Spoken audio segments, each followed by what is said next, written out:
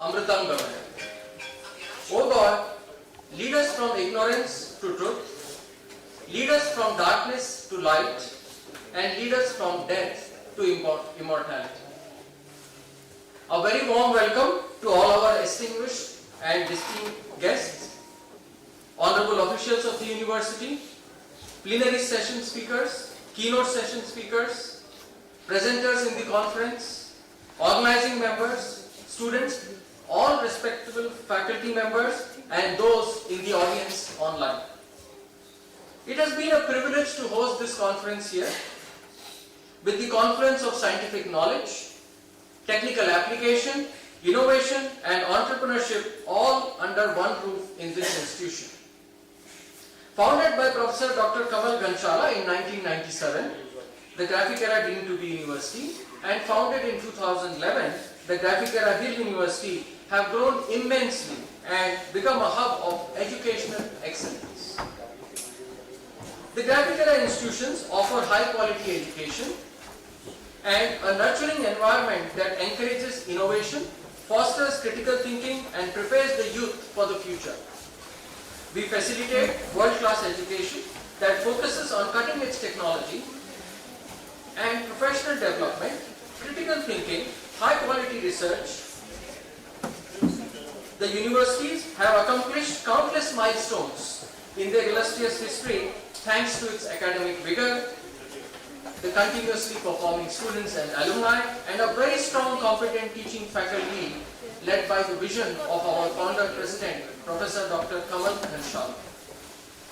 We have reached many milestones in this journey, including NIRF ranking 52, the NAC A+ coveted ranking, 7 NBA accredited departments, and many more to come. The International Conference on IC Engine, Propulsion and Combustion 1, ICICEPC 1, is jointly organized by the Graphic Era deemed to be university, the Graphic Era Hill University, and under the aegis of the Combustion Institute India section, the CIIS. The CIIS is affiliated to its parent international body at Pittsburgh, USA. The Combustion Institute India section is a professionally registered body. It commenced activities way back in 1974 and through a national symposium in combustion at the Indian Institute of Technology, Delhi. The same has continued in the form of a bi-national conference where the engineers and the scientists engage in the research work in the domain of internal combustion IC engines, and combustion are provided a network platform for sharing their research contributions. Today we are all here to deliberate and discuss about technologies of tomorrow and today that will impact the entire world, and sustainable development is the need of the hour. With this, I would like to introduce the key speakers for the day.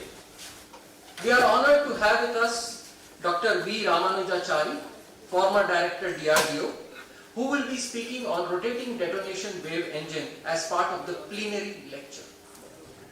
This will be followed by the keynote lecture by Dr. Prakhar Jindal from TU Delft, Netherlands. And this will be followed by our concluding keynote lecture by Dr. Ashish Vashishtha from SETU, Ireland. I now request our Head of the Department of Aerospace Engineering, Dr. Sudhir Joshi, to welcome Dr. V. Ramanujachari with a token sample.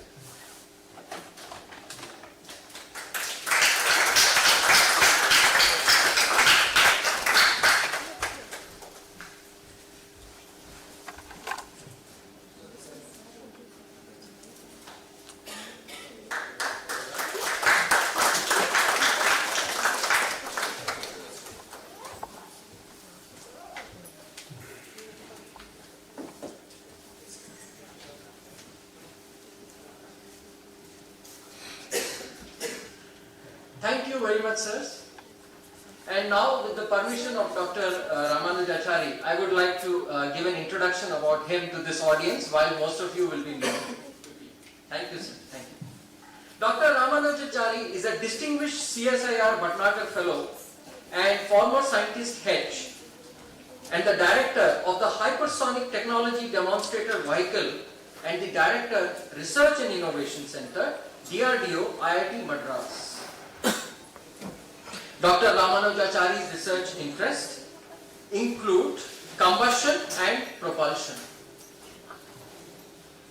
Dr. Ramanujachari has published more than 80 papers and chapters in various journals, books, conferences and data competitions.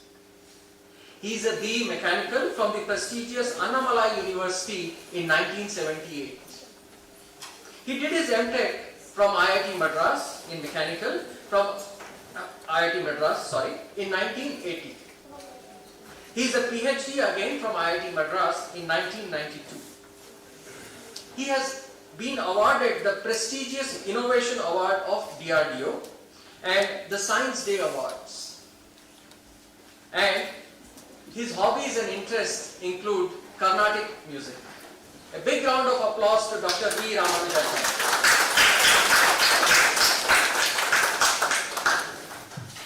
Sir, we now welcome you and request you to take the stage and address the audience with your enlightening thoughts about this topic.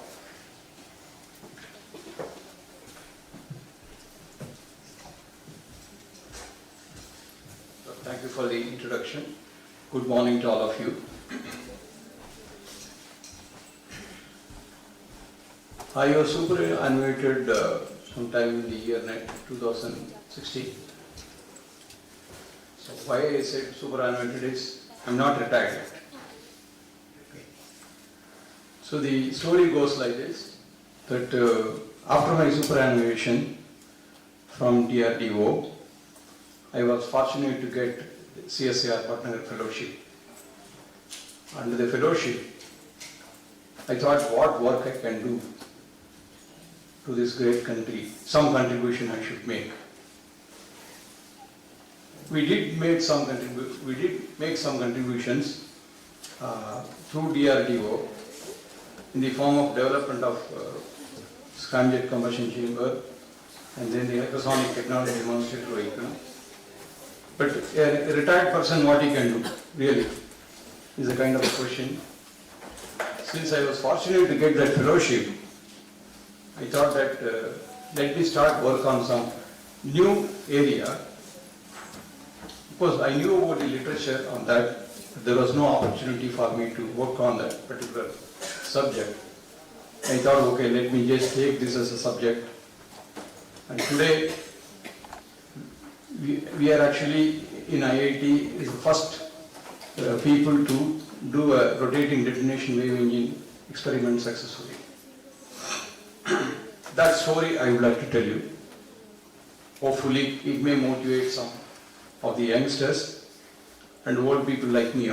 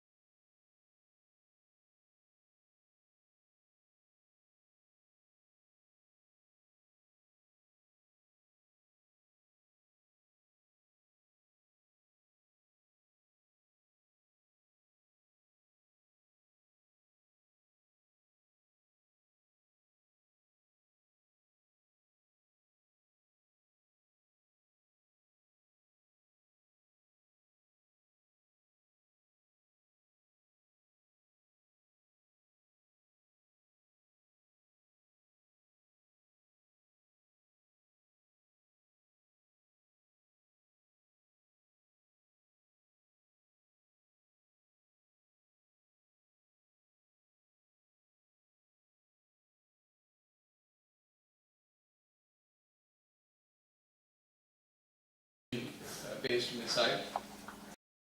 It actually uses the integral rocket ramjet technology, and that has been successfully proved. Again, I was very fortunate to be associated with Akash for nearly about 5 years in the initial stages of the design and development. So after that, DRDO went for a joint venture with Russia. The program is known as BrahMos. Some of the people from BrahMos are here. That's again based on an air breathing engine. Scramjet technology was that's used there. So with these two things at the back, the success stories, we thought that why can't we do supersonic combustion scramjet. Okay. In fact, any of you are going to have a lecture on supersonic combustion scramjet. I think that is going to be the third lecture by I think Dr. Ashish. So what we are interested here is the air breathing engine, and whatever the thing which we have worked on the rotating detonation wave engine also can be treated as an air breathing engine because it uses air and some fuel. So if you see that, we will restrict to the kind of mode of combustion, what kind of combustion it can have. So we have normally a deflagration or a subsonic combustion, and then supersonic combustion. They are basically two main things coming under the mode of combustion for the air breathing engines. And under the deflagration or subsonic combustion, steady state combustion, which is used in turbojets and ramjets. Of course, pulse jets use the unsteady intermittent combustion. Then we can classify under supersonic combustion. Steady combustion scramjets. Anyway, you are going to have a lecture. The third lecture is going to be on scramjets. The other one is the unsteady or intermittent combustion under supersonic combustion. That's a pulse detonation wave engine. Or the next one, what I am going to talk to you is the rotating detonation wave engine. Because pulse detonation engines, they are fairly very much understood. In fact, we have some applications also in abroad. But it's not really considered anymore because of the frequency. There's a low frequency, about 50 hertz. Of that order only we have for the pulse detonation engines. Whereas if you switch over to the rotating detonation wave engines, we get about 5 to 10 kilohertz. That's fairly a very big value. So we can more or less assume that, though it is an intermittent combustion, more or less we can assume that it's a continuous combustion. If I am exceeding in time, please tell me. You stop me. Now, there is another interesting thing which is reported in literature. Megawatts of power produced per liter of fuel. Why these gas detonations are very important? Yeah, they are really huge. See, energy is based on gas detonations provides 10 to 10,000 megawatt per liter, much above the air breathing and rocket engines. But the thing is that, though we may write on paper some value, we'll have to harness that. We have to really realize that. So that is actually the challenge. Now, this technology is a disruptive technology. Disruptive engine tech for affordable, high Mach number, mass effect weapons. So this detonation wave engines we can use for this. Actually, RDEs rapidly burn the fuel. They rapidly burn the fuel supersonically. Traveling detonation wave we have, or it can be still at one particular place it can rotate. All those explanations I will give in the subsequent slides. Thing is that what we need is at the smallest volume possible, the combustion chamber, so we can have this rotating detonation established, so you don't have to have a huge combustion chambers. And increase fuel and payload volume, which results in the good range, speed and affordability benefits compared to rockets, ramjets and gas turbines. In fact, I think I am going to tell you about the GE. They have patented this to replace this detonation wave engines, replace the normal gas turbine combustor to a rotating detonation wave combustor. And we can have a wide range of military applications using this particular technology. Air to ground, air to air and surface weapons. It is truly disruptive. So in the war area, war fighters, so naturally AFRL USA is very much interested in that. There's a lot of work going on in USA on this. What is it we are doing in India? At least we started doing something. Okay. So we are trying to acquire the R&D technology through institutional research. Okay. So some institution like CSIR has funded. So they just started some work. We are trying to get some more funds so that some work can be continued in IIT Madras. We have put a fairly good facility. All those things I'll show you. Now, potential operational benefits. RD solutions provide high performance in a smaller, affordable storage package, which I told you. This great survivability, payloads and all that I already told you. Then, credible threat that holds vast missile, majority of enemy systems at risk. Okay. So this is a real requirement for a weapon system. Okay. So we score over the others if we possess this. Now, what is this RDE, rotating detonation wave engine? So, we have an annular combustion. Okay, this is the annulus, through which this is the inlet phase, outlet exit phase. This vertically we have placed. Okay, this was available from some.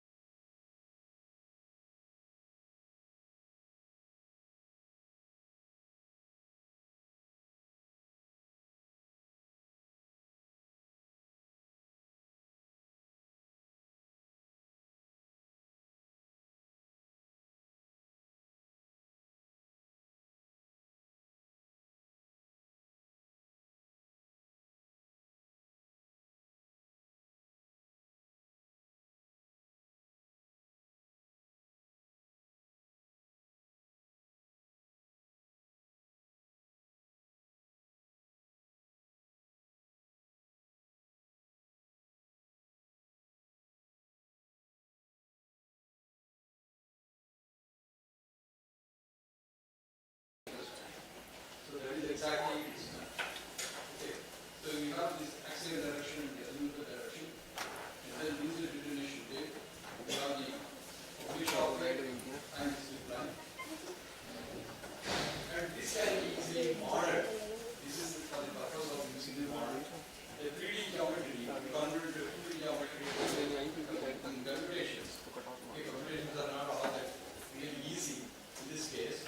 And this kind of simulation is also questionable, but people have been using it because computing resources needed are extremely even IIT Madras is unable to support this. Now, just inform you that how this pre-detonator is. So, initially it's not a very strong. We say reactors. This is the realistic system what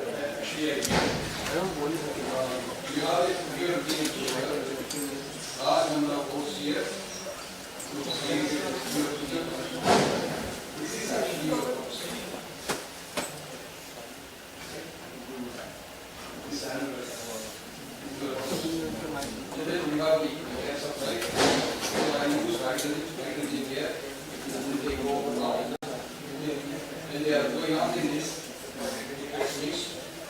And you have a pre-detonator, which detonates. You have anode here,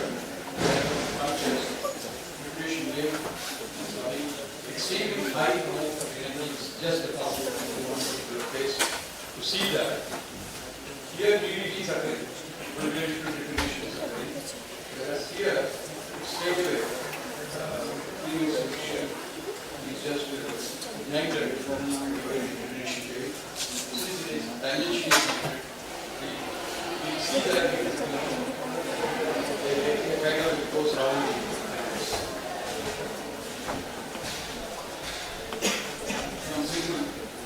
For the students' sake, I thought that I could use like some what is detonation and things like that. Okay. Actually, we have two different things under reactive gas dynamics. So, studying reactive gas dynamics, they will understand this easily. One is the subsonic flow supported by heat release or combustion. So, that is different. Supersonic flow supported by combustion.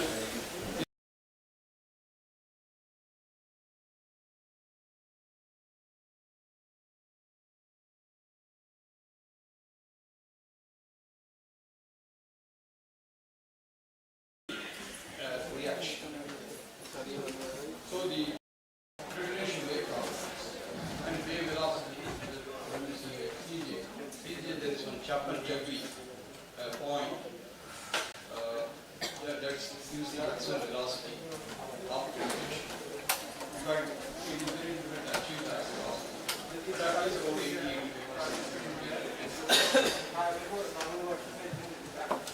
So, okay.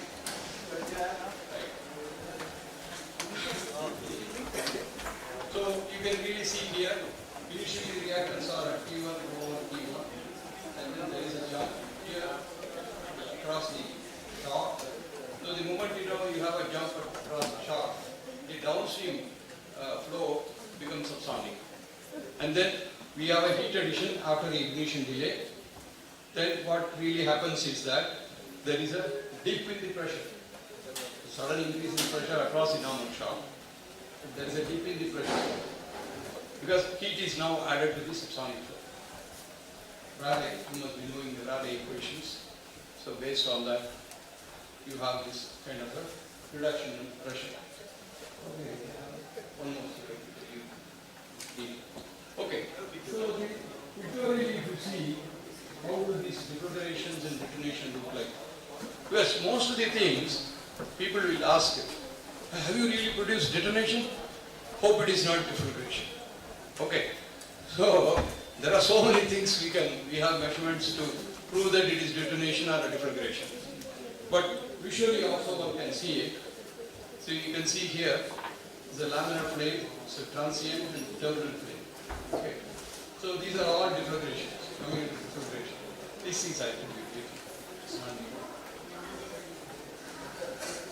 Okay, so then what is the real difference between deflagration and detonation? These are deflagration waves wherein the legs are really high. Okay, and then this is detonation, this white shock. Okay, so these again both the pictures were taken by I've seen from some literature only. 30 FPS, 30 frames per second, simple camera. The height is something like 225 mm. For the similar condition for the detonation, height is about 25 to 50. Okay. So from these kind of things also you can infer whether we get detonation or deflagration. Now, simple thermodynamics, I'm not putting any complicated mathematics. No? Please, students, you can follow this. It's very simple. Okay. So what we have is, we are actually comparing 3 cycles. So one cycle everybody knows, Brighton cycle. So that is the cast turbine cycle. Okay. What is this? So this is your compression, constant pressure conversion, expansion. Okay. Another cycle is the isobaric Brayton. Isochoric is a Humphrey cycle. That is constant volume cycle. Okay, so you have this same thing, compression, constant, volume combustion of the 3 dash, again expansion of the products. But there is one more thing which people have really Fickert and Jacobs cycle. There is some slight variation in this because we have pressure spike, it is just decreasing the volume. So volume gets little bit decreased because of the pressure spike. Okay, that represents this. So this is a constant volume, whereas this is not constant volume. Some slight deviation there because there is more pressure which is increasing. So 3 double dash, that is FJ cycle. So 3 double dash cycle is the best one. Now you can see from here that this is a Brayton cycle, PV diagram, and this is the additional work what we get out of the detonation cycle. So this is the detonation cycle. You don't really know the cycle efficiencies and other things, you can do by this. And this FJ cycle is about 20% more than the conventional Brayton cycle. Okay, so that is the advantage of this using the rotating detonation wave engine for your propulsive applications. So some numbers I give may not be really very much useful. Just I want to say that this FJ cycle gives large efficiency and thrust weight ratio. So for propulsion people, that is another parameter which they keep on asking. What is the thrust to weight ratio? So you should have more thrust for a given weight. Okay. Are we really producing that? We are supposed to produce, but right now we are not doing it because Pratt & Whitney is this Lockheed Martin F-35 engine. See, its thing is about 11, very high. But whatever is produced so far, experimental research that rotating detonation wave is about 3.47. So we would like to increase this to a higher level to make it really a competitor for these kind of engines. So when it is going to come, I do not know. Maybe it will take 10 years or 20 years. Right? Okay. But the idea here is that there has got a potential, we will try to harness. Yeah, this is GE's work. Okay, a lot of people listen, hearing that GE does quite a lot of work on gas turbines and things like that. And GE has got a presence in India. GE India research, whether we get job there or not there. Like that. Okay. GE is really a wonderful company. Any work is there, they will be the first people to do that. They will patent it, so that other fellows may die. That is there. Okay. Anyhow, let us not worry about no politics here. Aerospace propulsion. So this is basically a gas turbine configuration. You have high pressure core. If you just change this high pressure core using the RDE, then this compressor and turbine, they get simplified. Okay. The previous diagram I think I have showed here. You see that? So you don't need, you need up to this for compression, about 3 times. Whereas if it is going to be a RDE cycle, it may be around 2 sufficient. That will be sufficient. Because shock itself is going to give you a compression. Roughly, if I want to tell you the exact values, let us say your fuel oxidizer are initially at 1 atmospheric pressure.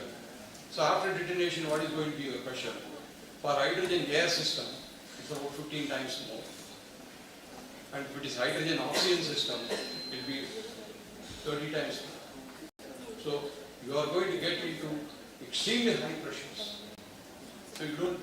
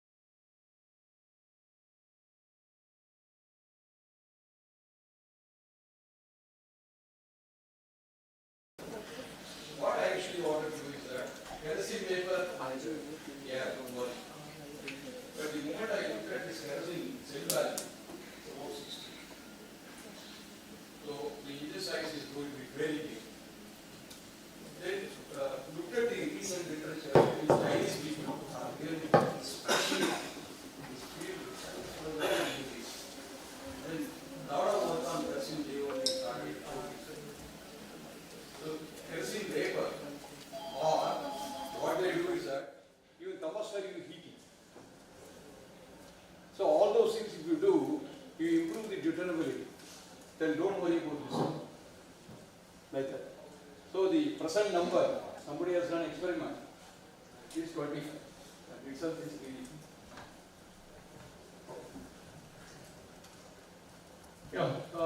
This is a CFD work done by Dr. Kailash Nath, a pioneer in this field.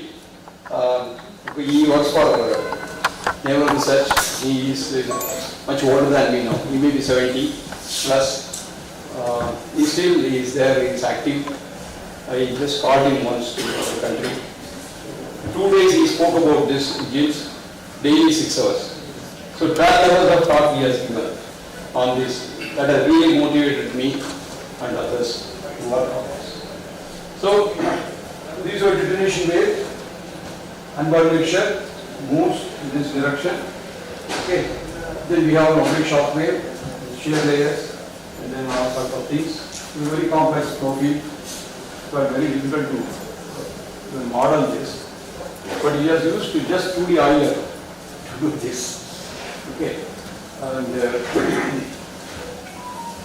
another complicated part in this particular technology is that, so you have downstream of this detonation wave, pressures are very high, which will not allow the fuel oxidizer mixture to enter inside the combustion chamber. The kind of a blockage it provides because of the extremely high pressure which is there behind this detonation wave. Okay. So that is another thing, we should not delay that much so that we may have a problem of extinction of the wave itself. Okay. So these are all some of the things which we have to note out. Right? What is the time? How many more minutes? 10 minutes. 10 minutes. 10 minutes. Because I have not come to it. Still in the introduction. Right. So some modeling I have done. Of course, simple photon programming. I know only that. So I am old time. Okay. So this work was done by somebody in US, PhD work. So I thought that let me take the PhD work and then let me duplicate his results. It was a really difficult task.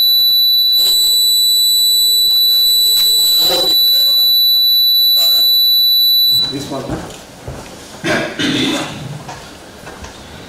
So this actually follows Dr. Kailash Nath's work, but a simple modeling has been attempted. This we have done. The results are coming nice. The only thing what we want to see is that this one. This is a very critical area. The fresh propellant. Okay. Immediately after this, the blockage. The whole of this is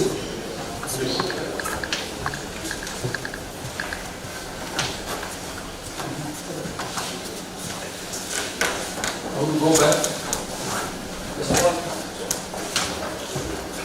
Okay. Yes. Right. So this region is block region. This region is the only region where the fuel is fed, fuel oxidation is fed. This we want to reduce. We have to really reduce it. We do not know how to reduce it. Still, stability. Okay. Now, immediate computations can be done. There are basically 3 different cases.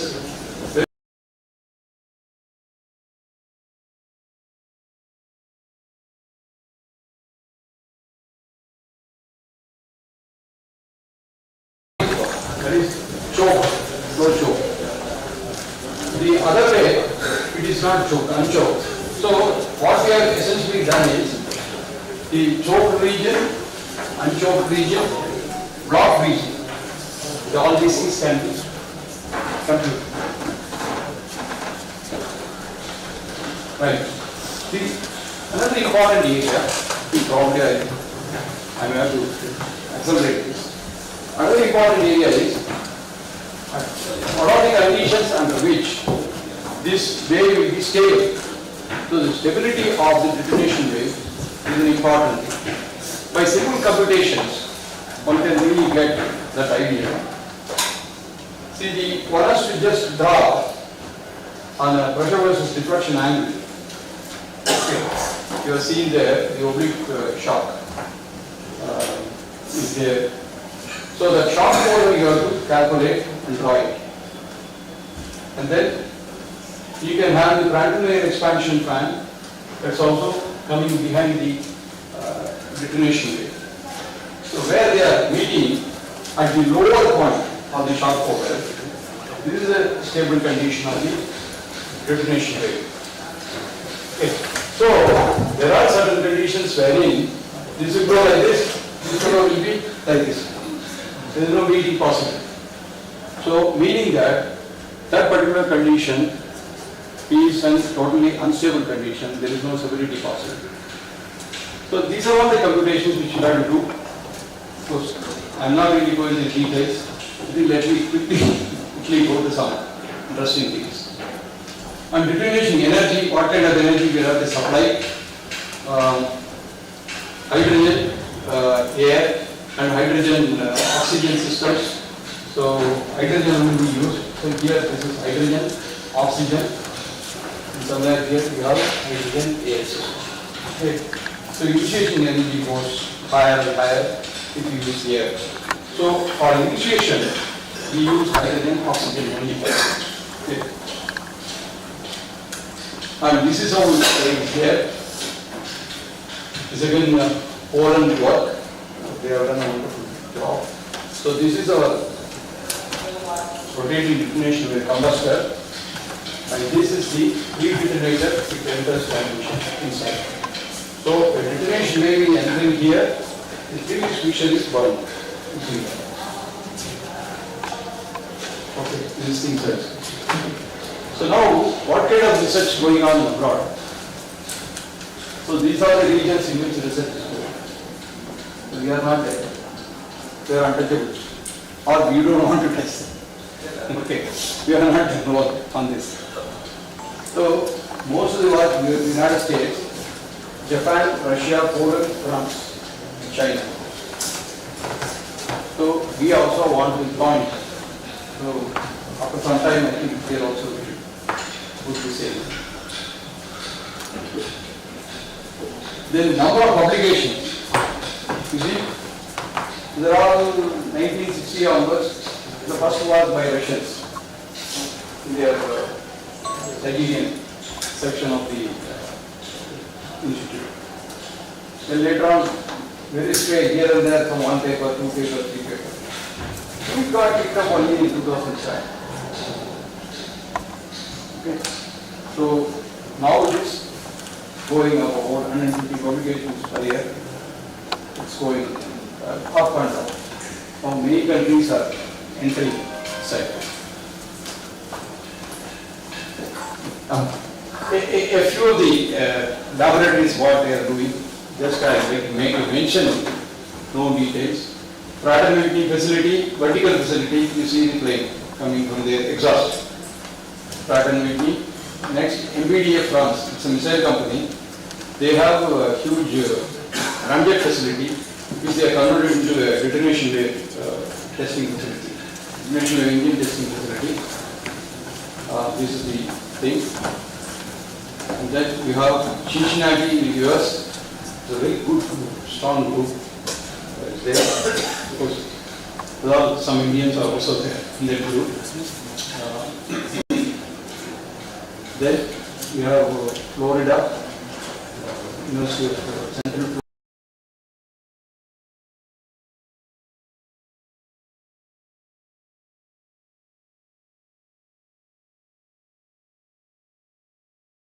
work. They also have a facility here.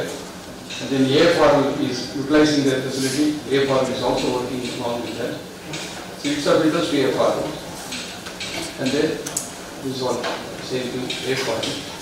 So what they do is, see, if you want to have a propulsion system working on that, then we need to go for nozzles. And mostly here, the thrust to be generated is so low that we can really go for the aerospike nozzles of different dimensions. Okay, so we can make it as an attachment here, keep on varying it and do that. In rocket Rocketine's R10 rocket engine and upper stage of Delta and Atlas, they want to change it to RD. I mean, there's a group working on it. You cannot change it today.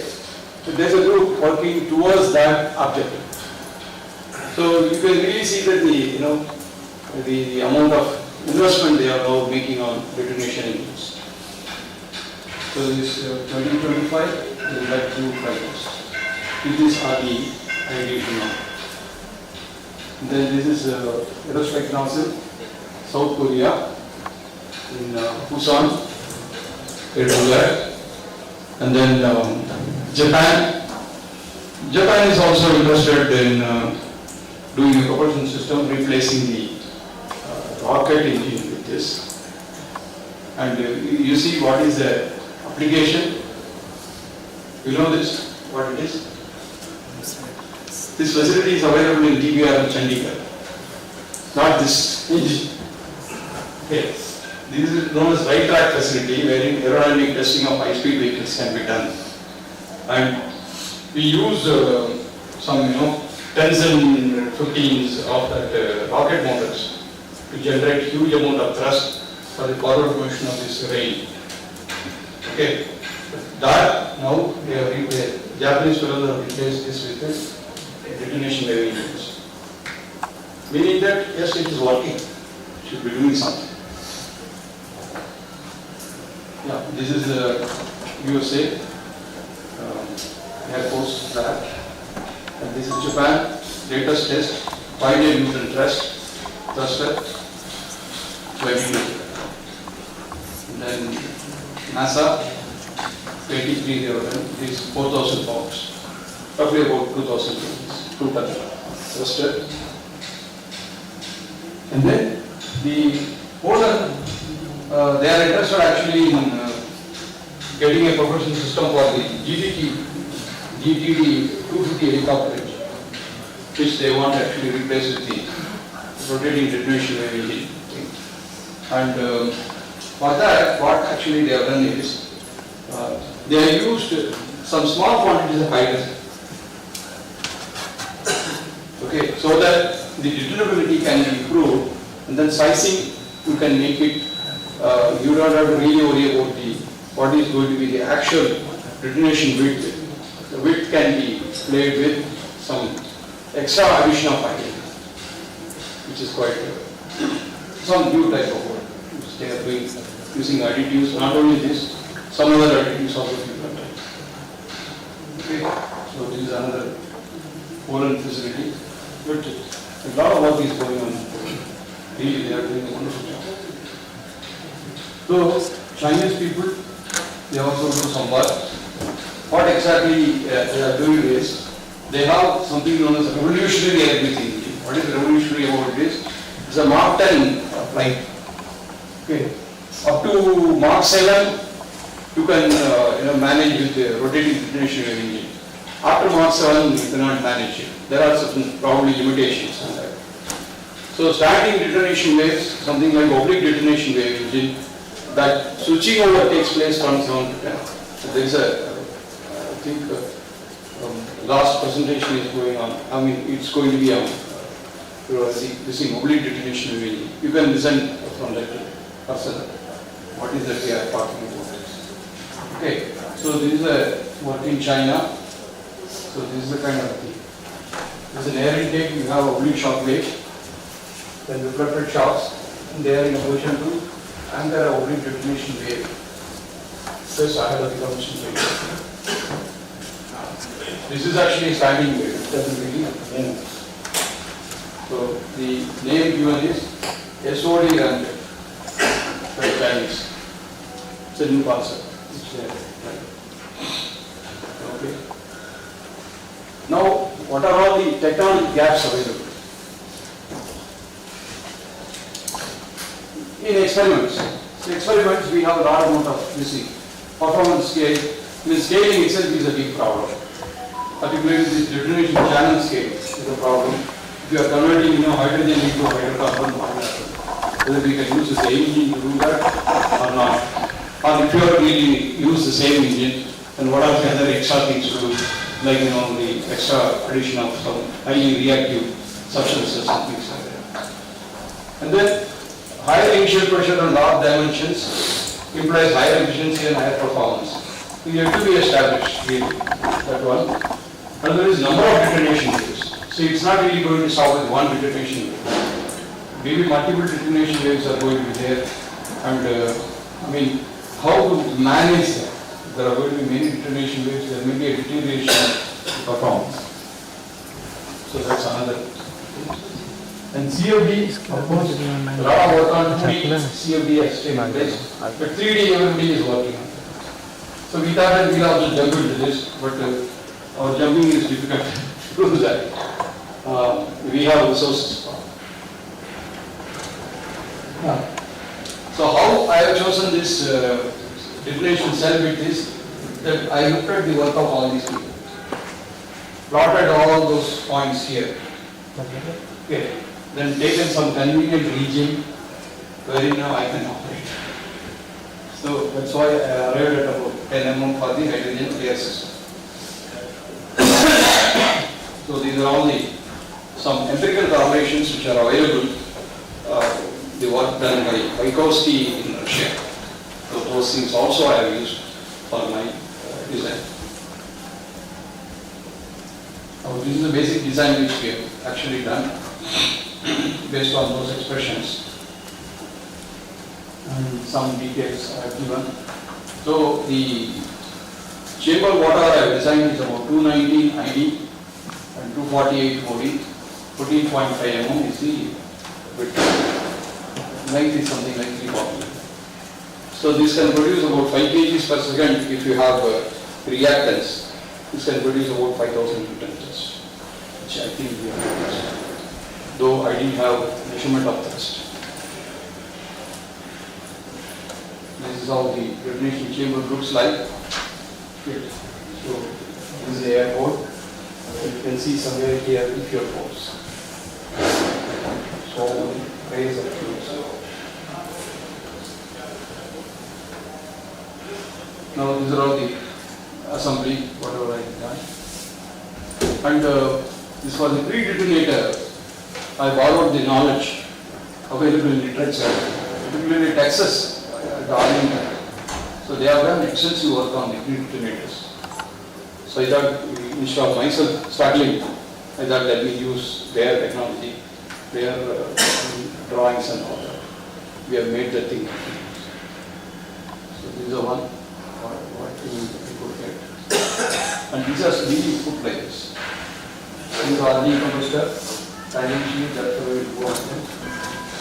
Inside the detonation or ignition. Yeah. So when we did that, so we have a facility in National Combustion Center, IT Madras, for the scramjets, testing of scramjets. So we slightly converted that facility into this. And then extensive instrumentation and all we have made. So one test we have carried out sometime in August 21 or something. Okay. So one test of roughly about 3 seconds has resulted in a huge noise and vibration. This was actually done on the 4th floor.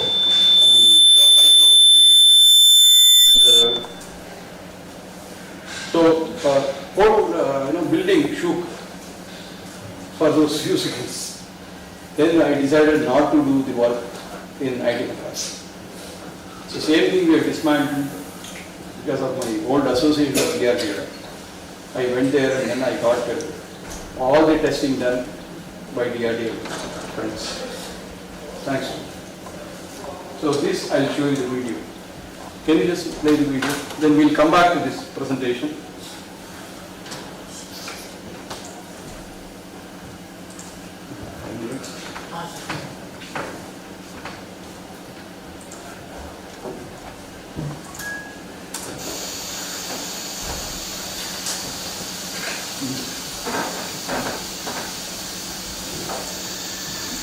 Just have a look at the video.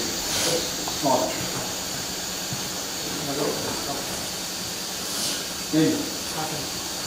Okay, fine. So these are exhaust or the information. So we have made a lot of measurements, value pressure measurements and things like that.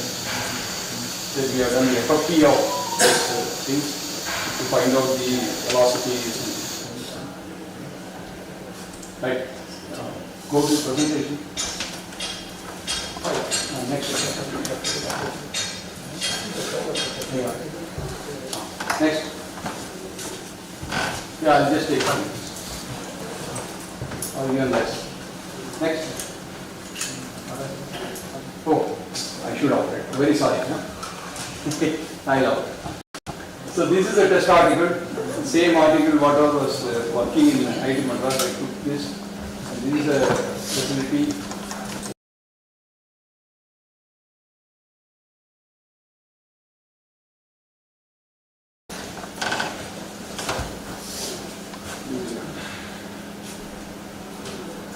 These videos and all that I will show you. Okay. These are all the locations of the transducers for computation. This is FFT analysis we have done. And then we have looked at the flow parameters. What are all the flow parameters? So we have done equivalence ratios from roughly 0.69 to 1.3. We covered both the regimes. Phi is equal to 1 is stoichiometry. On either side we have covered. That's what you can see here. Sensor reading with detonation velocity versus equivalence ratio. You have put CJ velocities outside.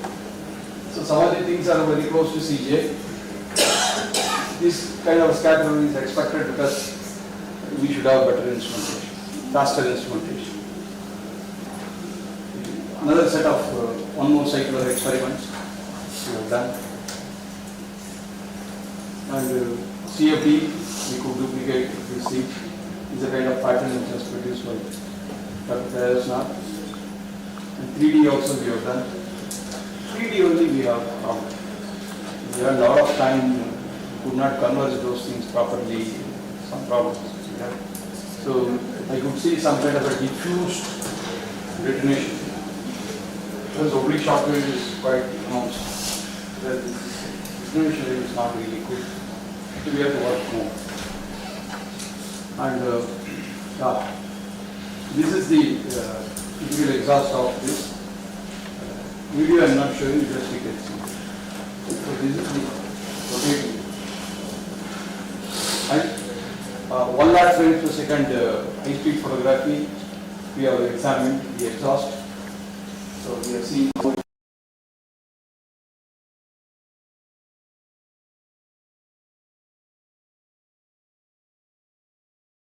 something like 2 waves are coming, 2 half waves, you can say. And then somewhere they get merged, somewhere they get, they become full. So many things are there. High-speed images we looked at. And so because it is a big system, I thought a research system we should make it a smaller one. So I made one more smaller RDE and then mounted on the facility, and we have done some tests in CCID. This is one test.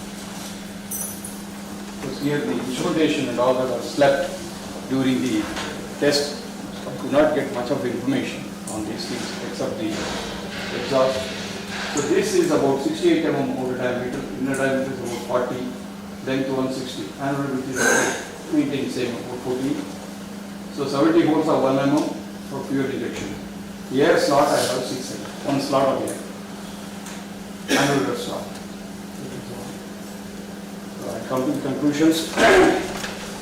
So all these designed, fabricated and installed in the modified test facility in CCID. First test what we did was sometime in August 21. And after that we went to DRDO and then we did a lot of tests there. Pre-ignited tests also we have done quite a lot of tests separately to look at the performance.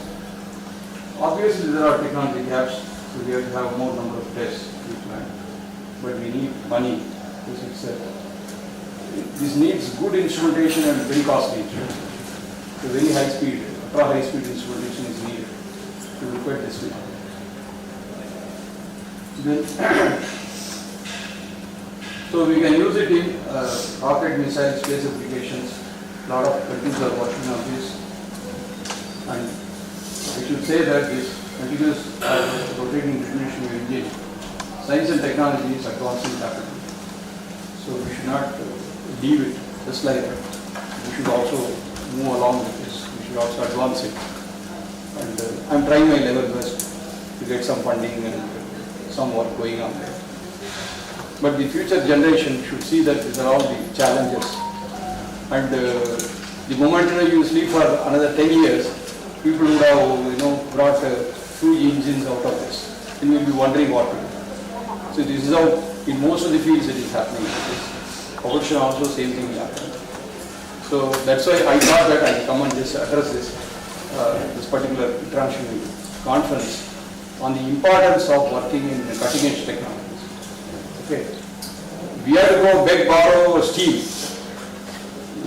See, if you have to really come out successfully and then do something for the national interest, you have to do all those kind of things.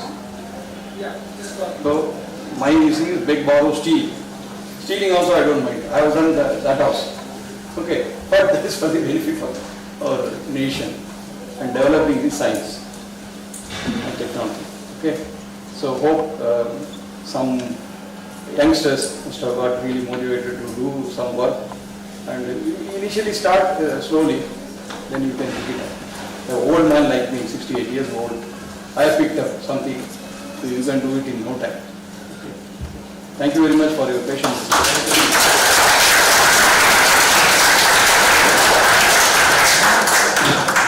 Thank you, sir. Any questions from the audience, please? Sir, I have just one question.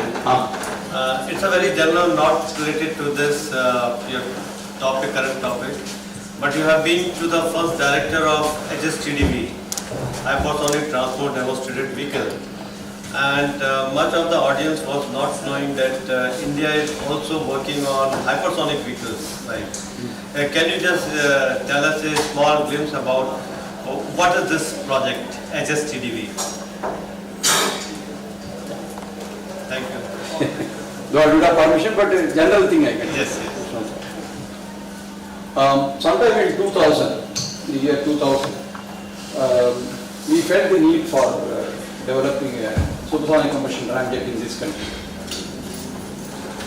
So 2000, we actually involved some academic people and scientists from a few labs, mostly defense labs, who are experts in different fields. Okay, we need aerodynamics, we need knowledge of propulsion, we need knowledge of so many things, heat transfer, combustion. We collected about 25-30 people in this country, and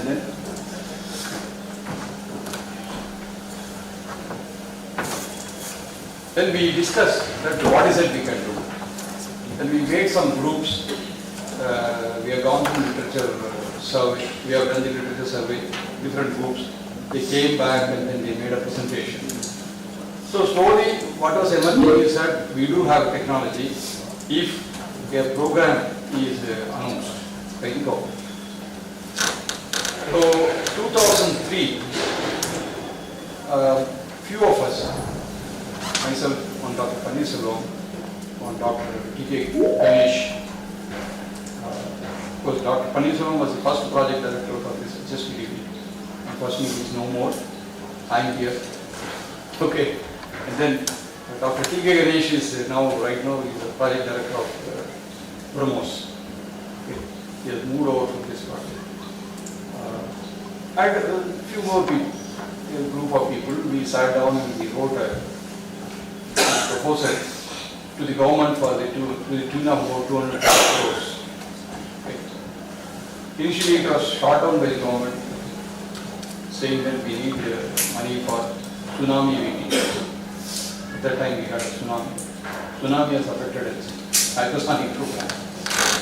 Then later on, slowly we were getting some piecemeal kind of a thing, 40 crores, 30 crores, 20 crores, like that, to sustain a program. And we made that development with an objective that we have 3 flights of hypersonics. field flights in the sense they fly around Mach number 6.5, roughly at an altitude of about 30-35 kilometers for a duration of about 20 seconds. So this was our this we wrote sometime in 2003. We started doing the thing. There was a scramjet engine division separately. So I was heading the division. At the same time, I was at that time deputy project director, looking at the whole vehicle and looking at the combustor separately. Some youngsters like me, they have come, joined us. A lot of enthusiasm. We have made the thruster, scramjet engine thruster. It could develop something like 500 to 600 kg of thrust, 5,000 newtons. That's why this number 5,000 newtons is always, it goes with me, it lingers in me. Oh, if I could produce something, I'll say that, oh, it's a replacement. It is not going to happen now. Okay. So this is how we actually started that program. But I mean, when we started with a lot of enthusiasm. But you know, the technical complexity is really it made us to really think that, oh, is it really possible to make it? It's a kind of stagnation you get in your mind. Then somebody will go, no, these are all very simple, do it like that. Somebody will come and say, again we restart. So the ground testing of the flight rated scramjet, which was done in 2009. 2009 we were heavy launch. But how to launch it? Well, we had to produce that. This point remarkable. How to launch that is a big problem. United States X-43, X-51, all those things, they have used the aircraft with a small booster to launch this. Air launch with a booster, again launch it. Using the booster to that whatever mark you might do. Whereas we didn't have that technology at that time. Later on we acquired the technology for Astra missile, air launch missile. Okay. So actually then we thought we have our neighbor Army programs. So we got hold of somebody who said, give me one booster. Okay, we'll attach that booster with our scramjet engine, we'll fly. So that was actually used for the flying vehicle. I mean the boost vehicle. Flying vehicle is our scramjet. So by the time we come to that situation and go to the range and then put all electronics, everything, it was 2020. Okay. So how many years does it take? 14 years. On paper we said we'll do it in 2003, but actually done is in 2020. Because at that time it was already superannuated and high competition. But I was in touch with my friends. I trained this assembly. We have done 4 tests. Each and every test had its own some trouble. But later on, people at the highest level is that we don't want to see some 22nd test. This has to be made in India. Cruise vehicle, cruise missile, hypersonic cruise missile. It should run for 600 seconds, 1,000 seconds. It's $20 we don't want to do. Okay, now you have proved the technology.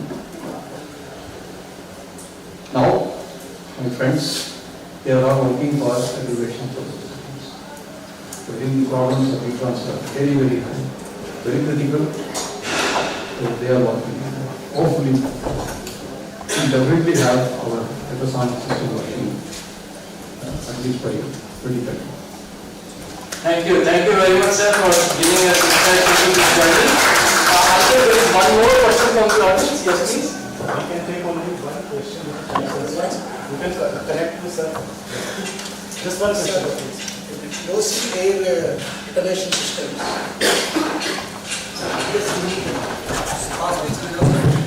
Yeah, I'm giving you my, I think you should say. So closing air detonation systems, what I mentioned, the channels are very small and the equivalence ratios are very high. So What is very high? equivalence ratios are greater than 1 is reached. 0.7 to 1.3. Okay. So small bracket only. Okay, then what will be the combustion efficiency? Will be able to go on all the fuel because you said that efficiency is 40% more than the That is the combustion. cycle efficiency. That's what I mean, cycle efficiency. Okay, then what are the combustion efficiency? Combustion efficiency should be close to 90%. Or it should be more than that. But is it possible to achieve that or not? You see, that will be reflected in your detonation velocity. The cycle efficiency, the combustion efficiency also stated? No. No. No, some combustion efficiency is taken.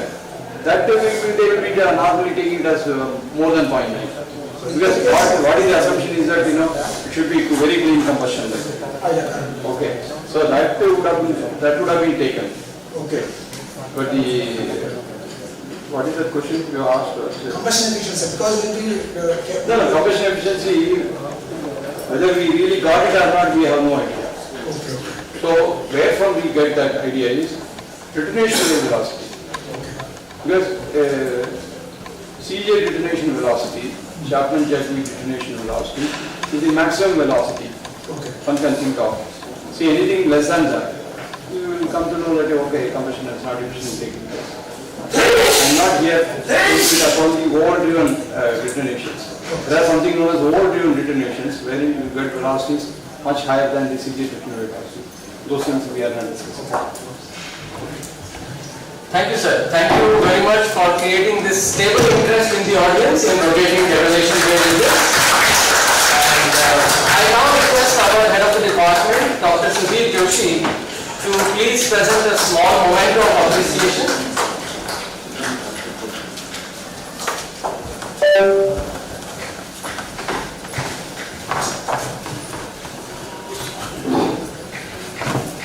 Yes, can we have a big round of applause, please?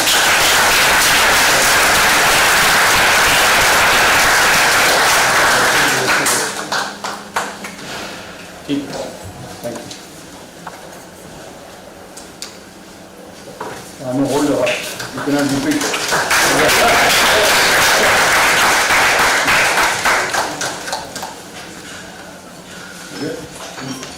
Okay? Sir. Thank you also. Oh, you want?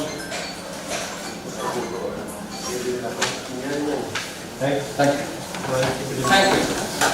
Thank you very much for this plenary lecture, sir.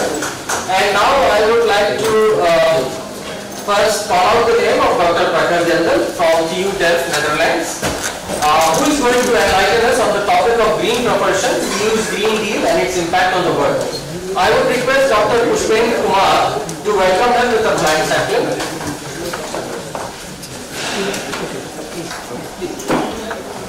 A big round of applause, please.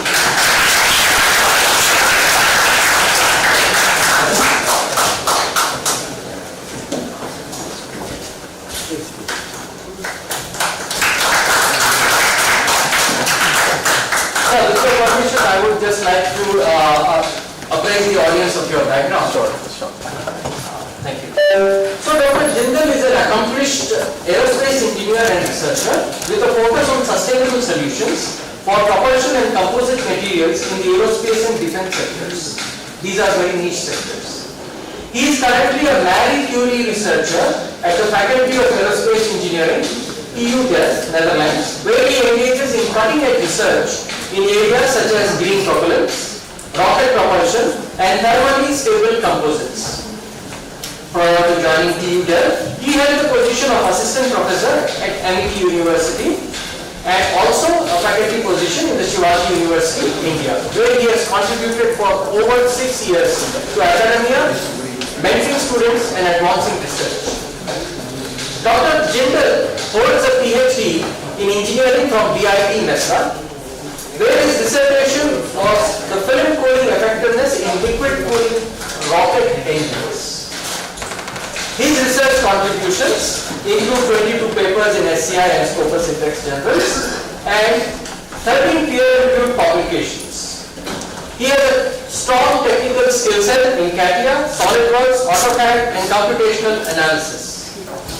With this brief introduction, I now invite Dr. Jindal to start his keynote lecture on the topic Green Propulsion, EU's Green Deal and its impact on the world. Please.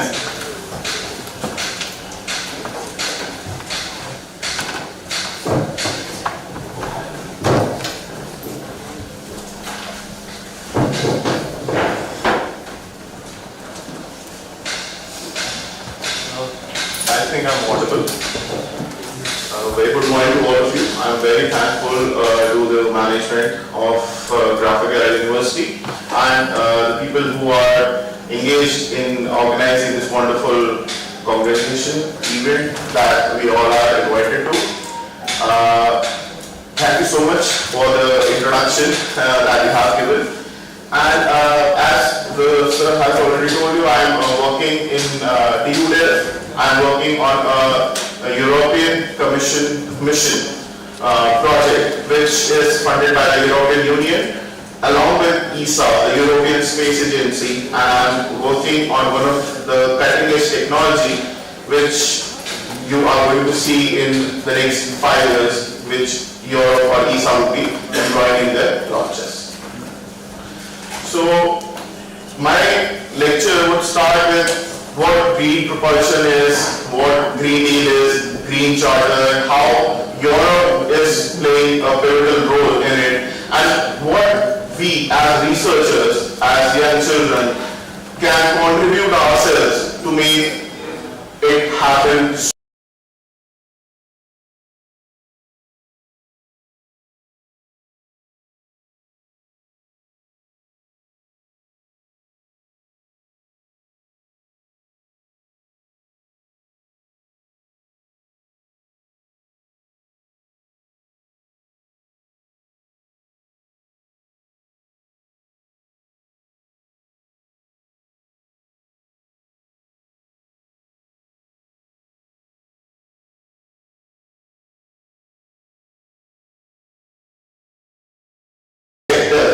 Is around 10% globally in the pollutants and particulate matter.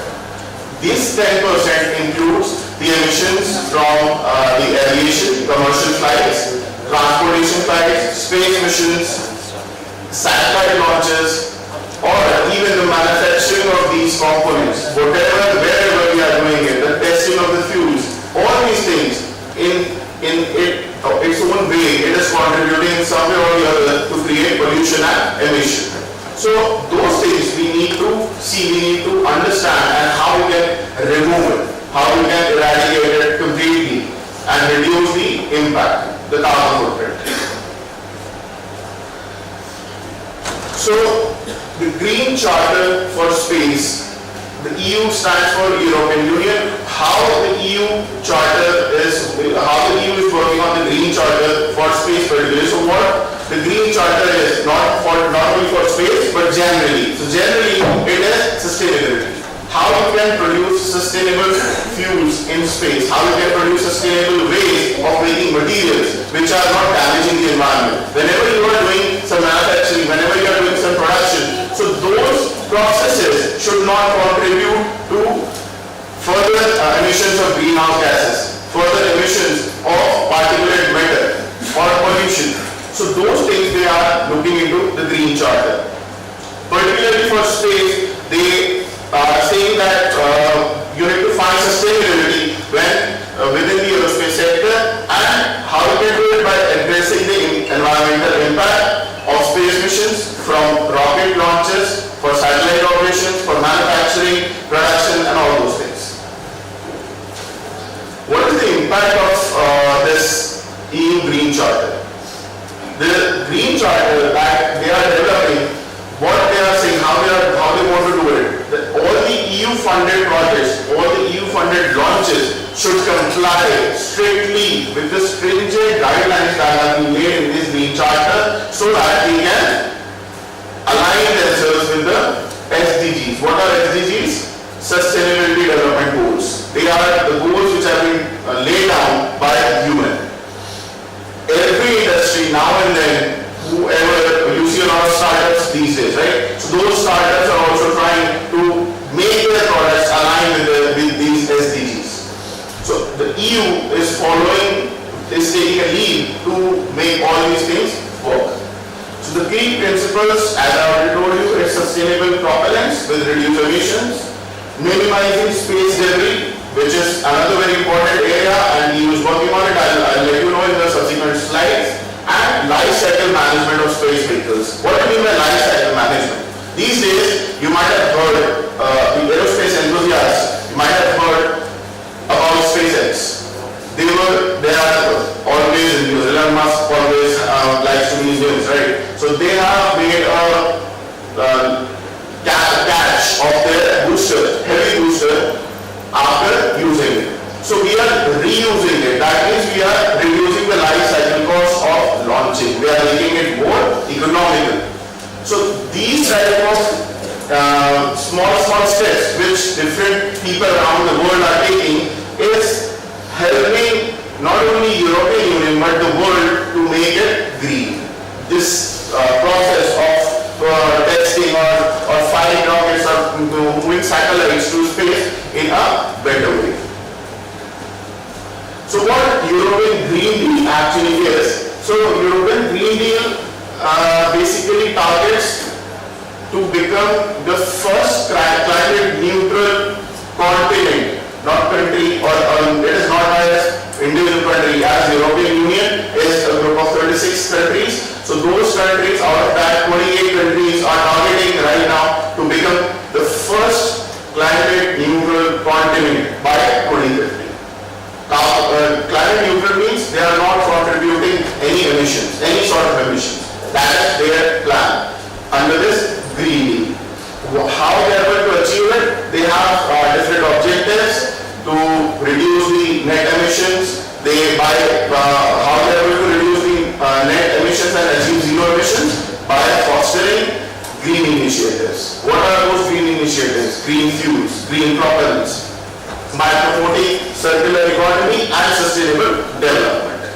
How this Green Deal is not only for the space sector but all the sectors. How it is relevant to space sector. How they are trying us to do this and what we can contribute as researchers in this. So the space sector contributes to greenhouse gases, as I told you already, right? So we have to reduce those things. How we can do that? By using green propulsion, by using eco-friendly materials. The composites that we use in rockets, ultra-high ceramics that we use in rockets, we can make such materials which reduces these impacts. So these are the requirements. As you see, there are timelines here because the main target of EU is to become zero emission by 2050. So they are laid some timelines. What are those timelines? By 2030, they have said that any launch which is happening from Europe, any European Union country should have 75% reduction in the emissions. How they are going to achieve it? By blending the sustainable fuels. So that is the next requirement. That they have to blend at least 5 to 15% of SAS or sustainable aviation or air fuels in their current propellants to reduce the emissions. And this has to be done by 2030. If the companies who are doing the launches, they are not following these fuel blending, then EU has planned to put sanctions on them. They are planned to put tariffs, fines, so that strictly people should look forward and become sustainable. And also this green charter, Space Propulsion Green Charter they have created, which is a collaboration of different agencies. They have mandated EU-based companies to reach net zero emissions in manufacturing, not in launching, in manufacturing also by 2045. So they are talking about near zero emission overall in launching, in the applications, as well as when they are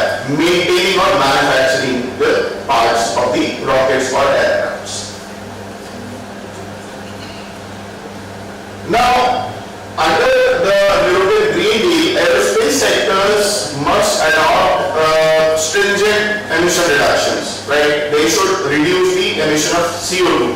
Emission of CO2 which is happening mostly from the aviation. That value is around 32%. Right? Why we are more concerned? Because these emissions are mostly happening in the first layer of atmosphere. Right? Whenever there is a launch and landing, a lot of particulate matter also starts to rise up in the air and become entrapped in the layer of the atmosphere. So these things are also creating a significant footprint over emissions and creating pollution. So by 32% reduction, if we can target by 2040, then we can have significant reduction in overall emissions, I can say. Right? So this is one of the major priorities in this climate goals. Fit for 55.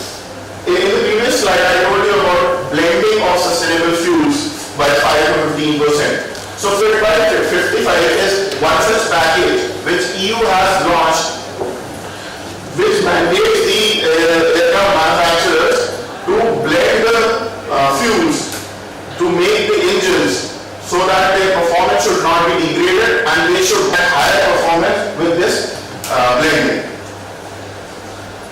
And the current overall impact we can, by incorporating these things, we can reduce the amount to 3.8% emissions, and by 2050 we can reduce it even further half. So just by implementing the sustainable air through blending, we can reduce it to from 32% to 3.8% by 2040, and after that we can reduce it to half by 2050. As you can see in this curve, which I have shown here, it is provided by International Energy Agency, IEA. This curve shows how the historically the trend was from 1990 to 2019. We had different sectors and their contributions, but if you see the net zero gas emissions scenario that we can predict, there you can see the major sectors are diminished. The yellow is diminished. The energy section, the transportation section, they are diminished by 2050. We cannot see a higher scales, or there are very smaller scales there. Why it is there? Because they are trying to achieve net zero emissions by that time. Now, what green propulsion is? I'm talking about green propulsion, I'm talking about how we can achieve it. So since I'm from a rocketry background, I will not go into the manufacturing and production area, I will talk about the propulsion side. So what green propulsion is basically? It is a space system which is minimizing the environmental impact by becoming itself sustainable. We can introduce such practices by which we make the impact negligible. Right? So what should the main focus of it? It should reduce emissions, how by sustainable fuels, and it should comply with the stringent guidelines laid not only by the EU but globally. So the key areas that we have to look into, what research areas we can look into is, we have to find propellant alternatives. Because these days, what is the most common propellant which we are using? Liquid, which is the which has the highest ISP, I would say, which is used. Hydrazine, motor propellant, it is carcinogenic. It is very toxic. And this is burned inside the Earth's atmosphere. And anything which is burned inside the atmosphere is getting entrapped here. It is creating a lot of problems. Right? So what we can do, we have to find propellant alternatives. Apart from this, as I told you, we are not only looking for the propellant or the propulsion, we are also looking for making the whole system sustainable. So for that, what we need to do? We need to design a new system. We have to define new innovations, new materials to make different thrusters, different types of technologies which is having less impact. And last, for all these things, we have to make a common regulatory framework with which all the countries around the world or all the major players should comply with. Only, it is not that only EU should follow or only NASA, ISRO or JAXA should follow. No, we all collectively should follow, because the space is one such place where we are united as of now. I cannot predict the future, but as of now we are united most of the times. So, what is the state of the art in the green propulsion? Right now, people have already tested, and you guys might also be knowing, because most of the information is already available on the internet these days. So, electric propulsions, we are using electricity to produce thrust. So, iron thrusters basically are one of the major way where we can use electric propulsion. It is safe, it is clear, it has high specific impulse, right? So they are using it. They are already using it. ESA has launched several probes with this. They have launched a probe to Mercury. They have launched a probe to study asteroids and comets using ion propulsion or Hall thrusters. Then coming to the green propellants, that is the chemical propulsion system. So we have developed, European countries have developed, or NASA has also developed, the Japan agencies, even the Asian countries. I see a lot of papers from ISRO, I see a lot of research publications from IITs, where they are testing different green chemical propellants. What those green chemical propellants are? Which are carbon free or have very less carbon outputs. Why carbon is important? Because it is contributing to particulate matter. If it is coming in gaseous form, then it will be either greenhouse gas, right, or it will be producing nitrogen. And apart from that, it is coming in solid form as particulate matter. So either ways, it is very important for us to reduce carbon. So LMP103S is a liquid monopropellant. 103S is coated. It is basically, if you have known anything about the green propulsion system, so we have a very wonderful solid propellant which is called green is ADN, and here we have blended it with methane, water and ammonia, and it is a monopropellant. Liquid ADN with methane, water and ammonia, and it has given very good performance. Initially, from the literature, if you see very old literature, you will see that the typical green propulsion systems for the propellants had very bad performances. They were very complex. There were issues. But this thing or this scenario has changed in the recent times. Now the green propellants have higher performances. They are safe. The system complexity has also reduced.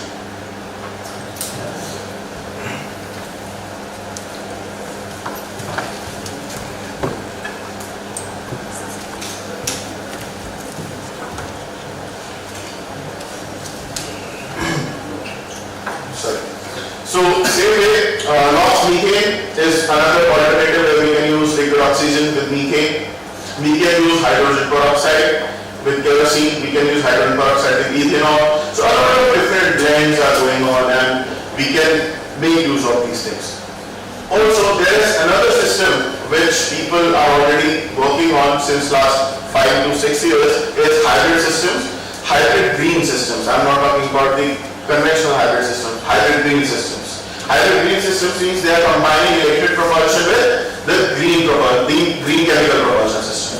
So ESA currently they are testing one system which they are trying to use future orbital transport vehicle. They are trying to combine the Hall thruster which they are used for the Mercury mission with the green propellants. So, what is the benefit of these green propellants? Majorly, it is aligning with the priorities of EU. What were the priorities? Reducing the environmental impact, increasing fuel efficiency, and thus meeting the emission standards by 2050. So, all these benefits are already met by the green fuels.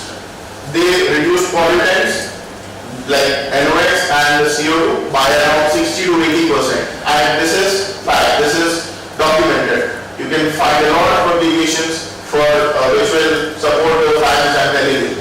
Next, the fuel efficiency, they have around 50% equivalent or higher efficiency than the conventional fuels that we have.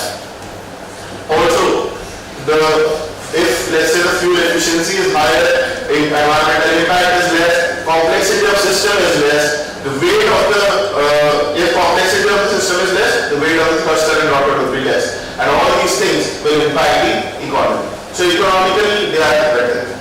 Long-term reduction in fuel cost, we can say. We are going for reusable systems, so those reusable systems reduce the cost further.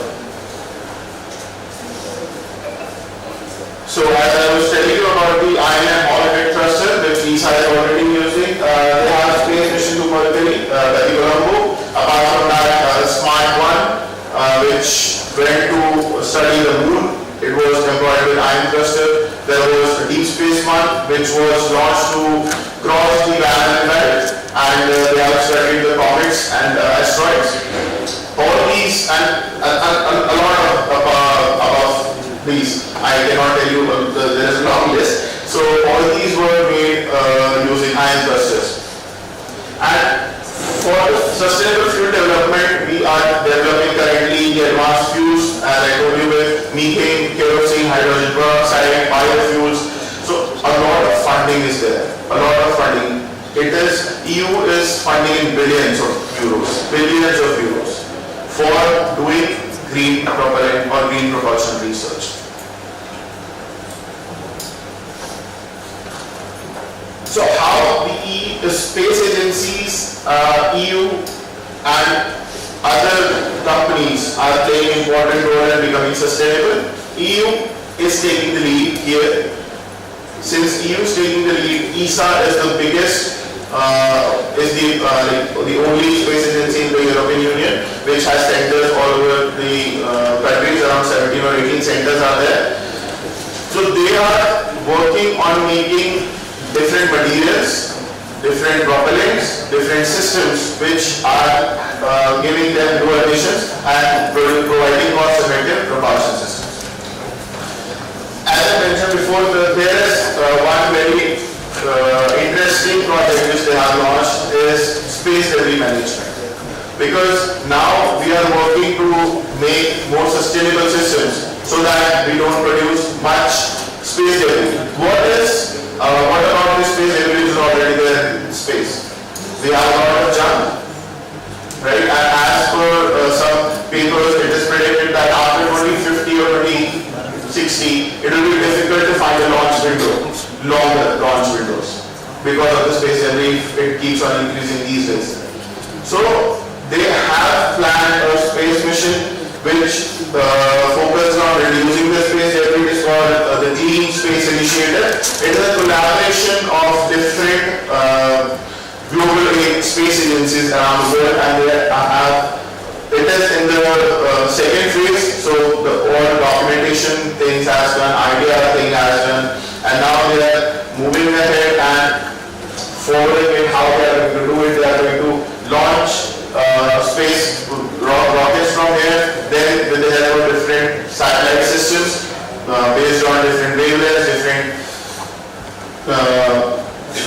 subsystems, they are going to capture or catch the debris or either destroy it or break it into small parts and then take it out of the alien.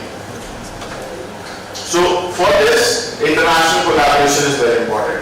As you might have seen, recently ISRO was awarded by the European Union in IAC conference for the Chandrayaan mission. Right. So this shows that there is a need of collaboration around the world, and our country is also getting recognized a lot. I work with the European Space Agency, so I can tell you there when we made launches with Chandrayaan, we made launches like the Mangalyaan, people are very happy. They say that okay, your country is making really good progress and we love to work with your country, with ISRO, right? So this is a proud moment for us. So again, I was very proud I could not be a part of that IAC conference, but I was very proud when I came to know that the European Union and European Space Agency particularly, they gave award to ISRO ISRO for the wonderful mission of Chandrayaan success, because that Chandrayaan mission's data, the major difference which I will tell you, NASA has a lot of satellites, right? It has launched a lot of satellites, their data is not freely available. But on the other hand, ISRO satellites data you can access for research. For NASA, you have to take permissions. Only when the data is not usable to NASA, then they make it public. It is not true for India. It is not true for Japan. For ESA, some missions are classified, so the data is not available.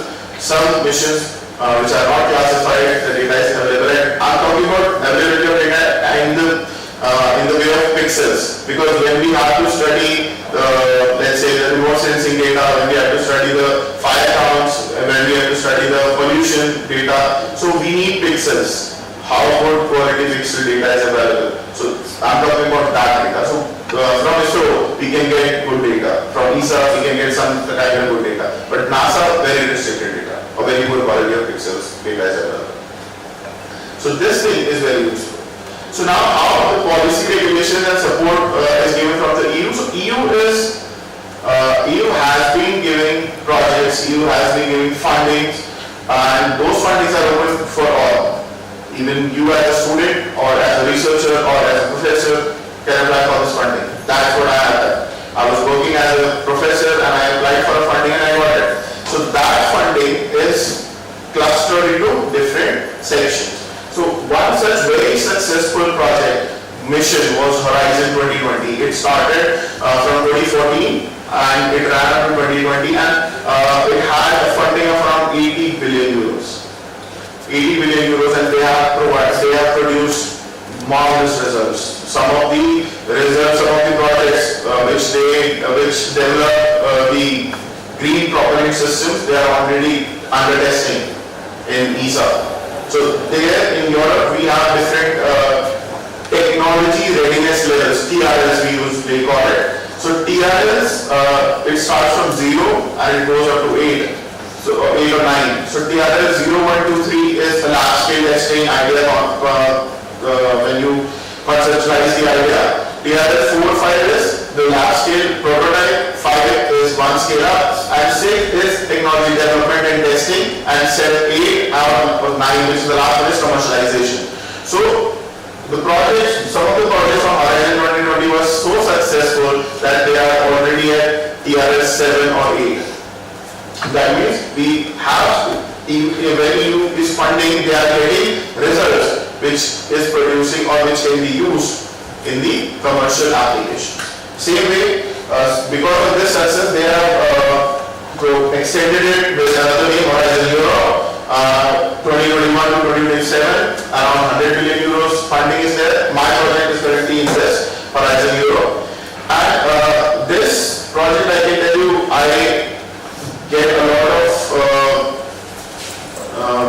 motivation, because there we have good amount of pre-existing resources which they are not using, or the people in Europe they are not using, because we Indians, we have a culture of reusing so many things. There, okay, this thing is not working, let's stop using it.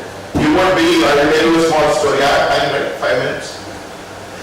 Thank you. I'll tell you a small story. When I joined there was a testing machine. It was kind of the setup, what we call in mechanical engineering. Yeah, there we have an aircraft, or in that aircraft there was a very big machine. It was of around, it has a load capacity of around 20 tons, and it was just kept there. It was like rotting, and I was like, okay, what is this? They said it came in some project, and we have not been using it for last 2 years, so we are going to scrap it. And this scrapped that machine, and it was very advanced machine. It was completely automated, everything digital, the results were digital. You have to just put the sample, just click a button, everything will be done on its own, and it will give you a report on its own, how the material was, the different studies, everything. And they scrapped it. After 1 month when I went back to the lab, it was not there. So the machine cost was around 100,000 euros, and they scrapped him in 10,000 euros. So this is the level of resources that they have, and they are not happy about it. And why they have it? Because they don't have space for new machines. Here what we do in India, we try to keep the machines for as long as possible. Even after doing local maintenances, even after doing small testings, if some errors are there, some calibration errors are there, we still use that machine. But there they have a lot of resources which are getting wasted. So that we can utilize. That was the motivation. When I went, I said like, okay, they are wasting that much of money, we didn't got the liberty of doing it in India. Right? So that gave me one motivation. Similarly, Clean Sky, they have reduced with 27% emission by fuel burn only. And it was a very successful mission. It is a partnership between some private companies, some organizations, as well as ESA. And similarly, EU space program, which is from 2021 to 2027, 40.8 billion euros, they are launching Copernicus and Galileo missions using green propellants. Again, there. So, as I already told you, some of the key projects I have highlighted here from Horizon 2020. Green space is one where they are used biopropellant using chemical as well as electric. And they tested it, and it is in the 7th TRL where they are making it ready for the commercial application. REA is one such where they reduced 90% NOx reduction, 30% efficiency was increased, and it was based on hydrogen peroxide. C4 engines is the improved version where they are using it with methane and trying to see how efficiency of the fuel is increased or how the performance of the thruster can be increased. In the current Horizon Europe project, under which my project is there, mine is Green Lab. It aims at making a lightweight thruster using ultra high temperature ceramic matrix composites and green biopropellant system. So what we are doing in this is, I cannot share all the details with you because it is, I don't have permission of doing that. I have to take permission from ESA and all the time. So, briefly what I can tell you is, we have developed a system. If some of you might have knowledge about the green propellants, some of the propellants are hyperbolic, some are non-hyperbolic. Hyperbolic means when we ignite them, when we mix them, they ignite on its own. They don't need any external source, right? Whereas most of the propellants, with what we use with hydrogen peroxide, they are not hyperbolic. So we have to make it hyperbolic. For making it hyperbolic, what we do, either we add a catalytic bed or we add catalyst to it. If we are using a catalytic bed, then we are increasing one more system. Means we are enhancing the complexity of the system.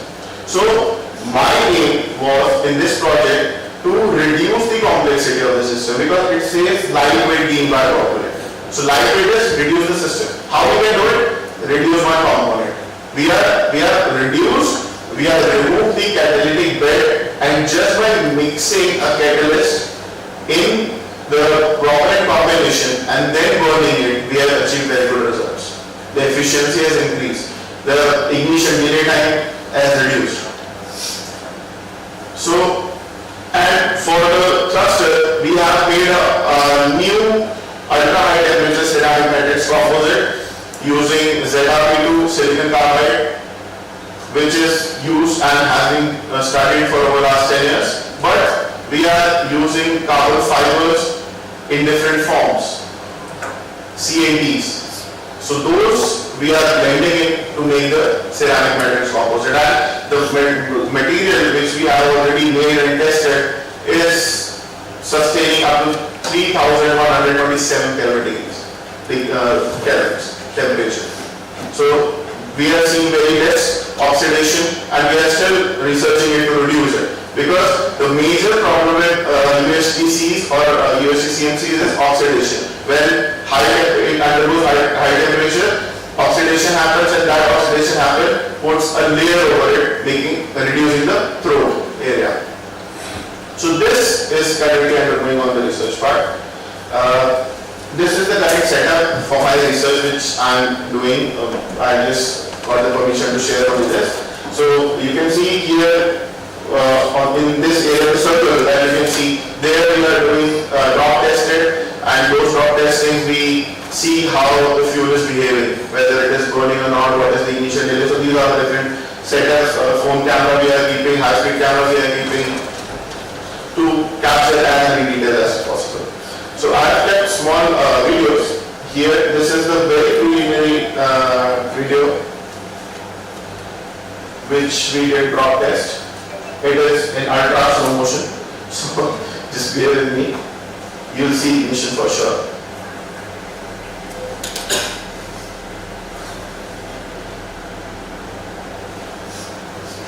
It was just the initial days of our project when we started.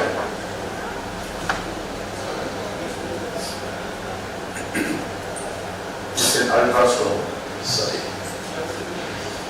So now reaction has started with the fuel propellant, and this is the flame. You can see, and the amount of propellant which we use is 0.49 ml. In 0.49 ml, we are getting this much amount of energy, this much amount of heat, which is really good. And in another video, which is not that much slow, here you will see we didn't even got time to close the fuel mode, and the wire also broke. That much energy is producing with green propellants. So that's what I said during the presentation, that if you see literatures, the older literatures used to cite and say that green propellants are not efficient, they are very complex. Now, no, this has changed. I know that.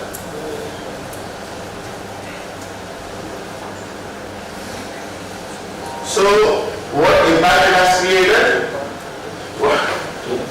What impact it has created? Different propulsion initiatives have been undertaken. People are coming in, more companies are collaborating with these agencies, and because of this attractive funding, they are doing a lot of good work. I am also very much excited working there, because whenever you develop a new system, you see the results.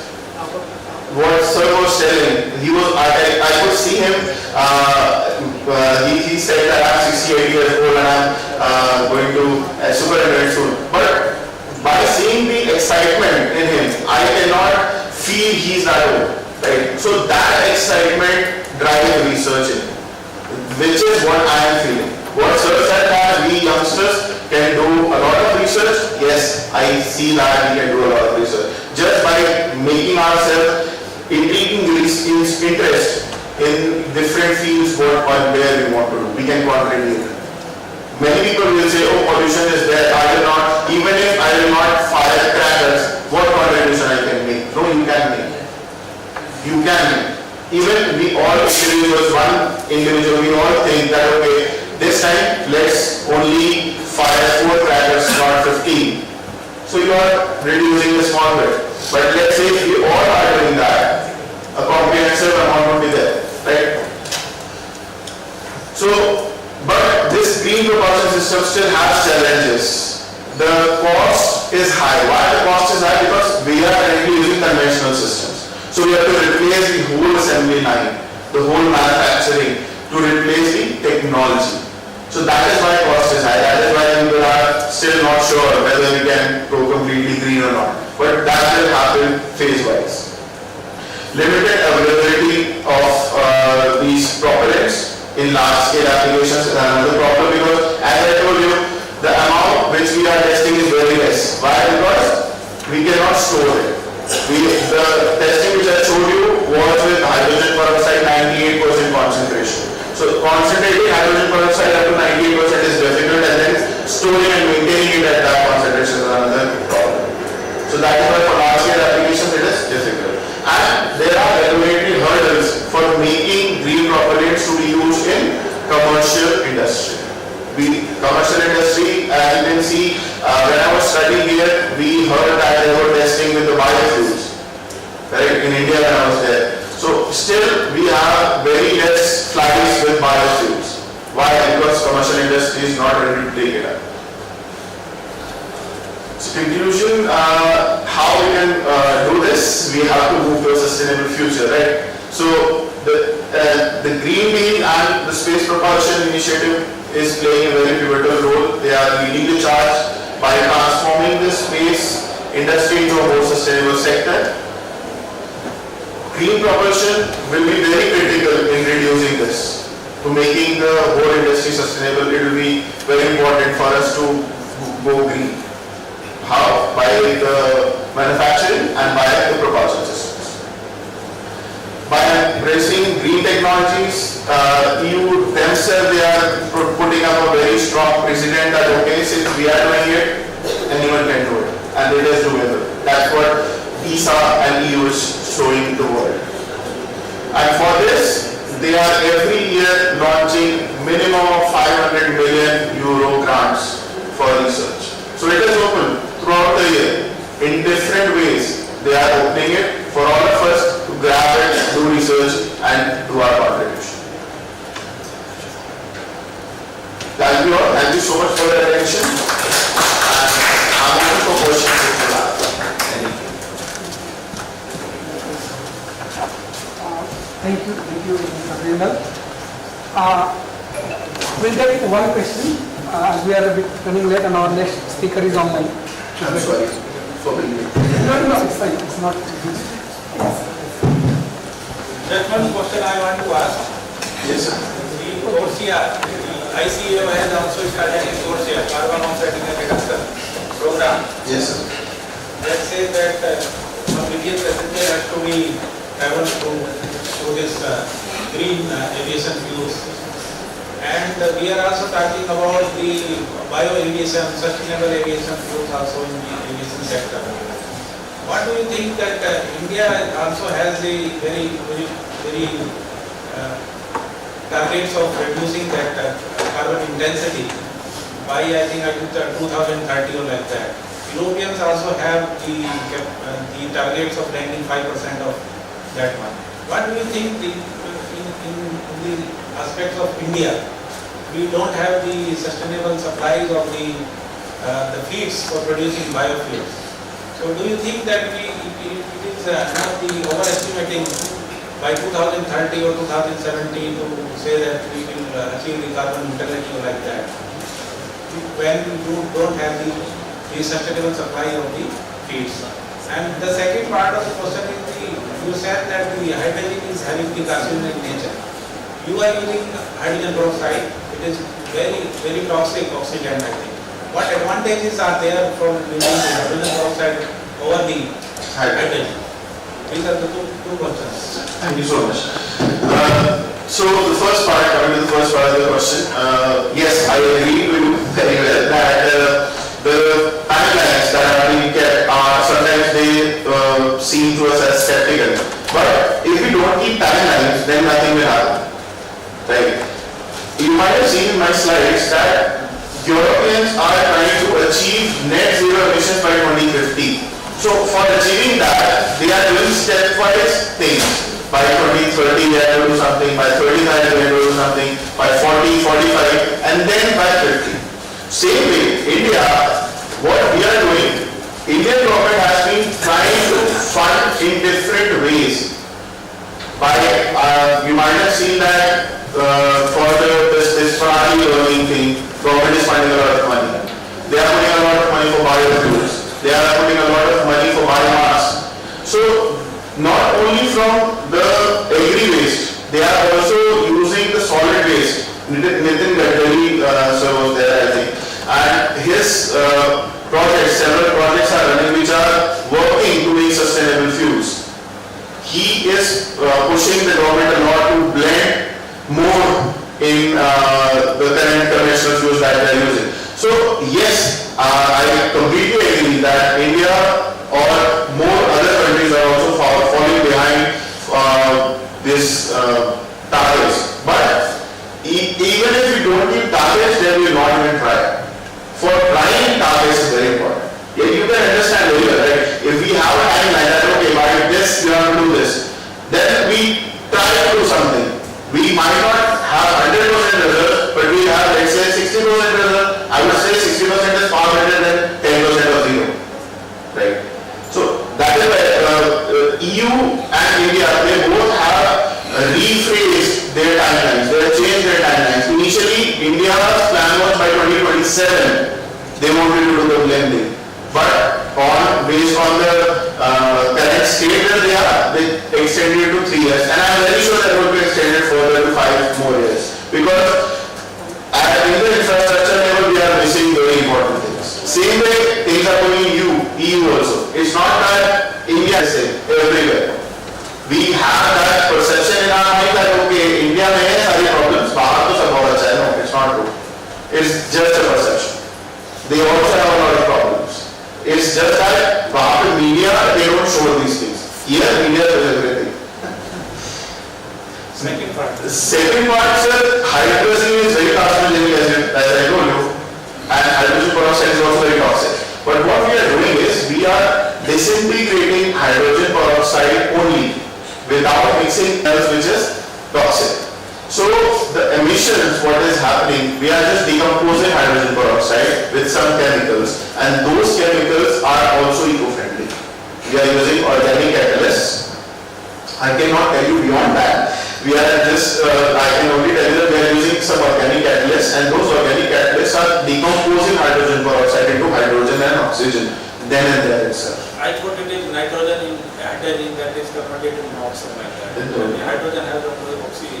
Yeah. So in hydrogen peroxide, we are just doing we are just simply decomposing it and then burning it. That's it. And for burning it, we are adding some additional fuels, like ethanol or kerosene, something like that, in smaller quantities. Thank you. Thank you so much. Thank you, Dr. So I would like to invite Dr. Pushpendra Singh to felicitate our guest with memento.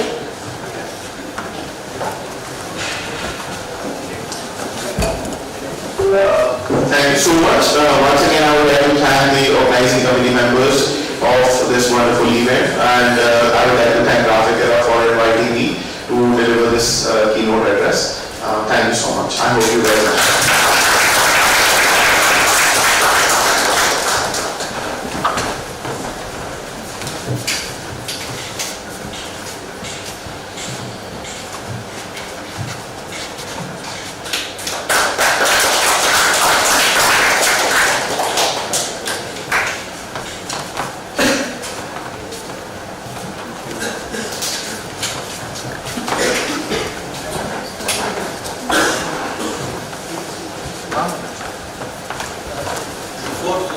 Before you start the session, it is my request that if the session can be brief to the duration, because we have a validity and some of the guests have a flight in the, so the guest has to leave by 3, so we have to continue. Okay, so our next speaker is Dr. Ashish Vashishtha. He has already joined. So I will introduce him before we switch over to student. Dr. Ashish Vashishtha is currently working as a PI and lecturer at the Department of Aerospace and Mechanical Engineering, Southeast Technological University, Carlo campus in Ireland since 2019. He completed his PhD at University of Tokyo, Japan in hypersonic aerothermodynamics, and completed his postdoctoral research in hypersonic in India and gas turbine combustion at University of Galway, Ireland. Prior to his PhD, he has around 5 years of industry experience in Hero Nissan in India in the domain of IC engine combustion, and completed his master's in experimental supersonic from IIT Kanpur.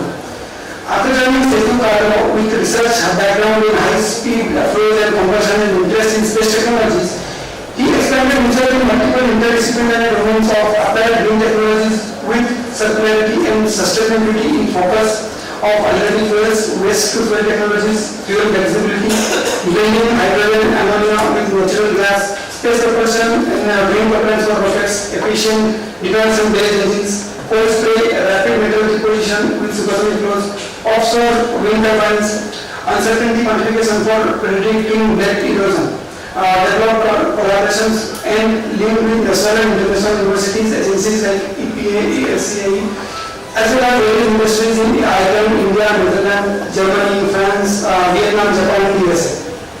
Between 1919 and 24, he applied for more than 4 million euros for research funding and won 1.7 million, including 0.7 million euros as lead applicant and 0.9 million as collaborator in consortium. Further, the proposal of 1.3 million euros are available in 2024. He is currently supervising 4 PhD students, co-supervising 2 PhD students and 3 any engineering defense course students. He is also actively involved in developing proposals for EU funding with collaboration in France, Italy, Germany, Denmark, Netherlands, and developments with ESA. With this, I would like to invite Ashish sir to start his talk.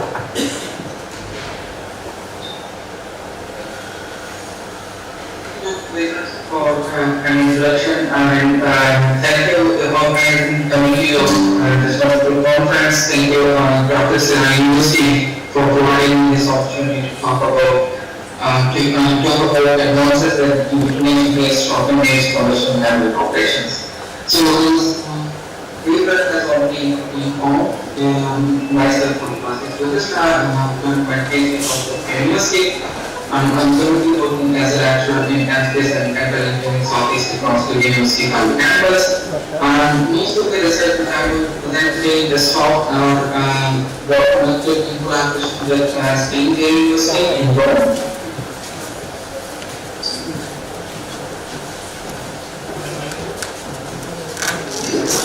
Just before going into the talk, I will actually quick competition already Dr. David has informed me about. So I have done my bachelor's and master's in aerospace engineering and IIT Kanpur. And my master's is probably has been course. I have studied industry in hypersonic jets and it was an $1 of stabilization for the very long and gas mining field in India. After that, I moved to industry, worked for 5 years as an science technology and business sector in the area of IC insulation, convection mounting and spray mounting.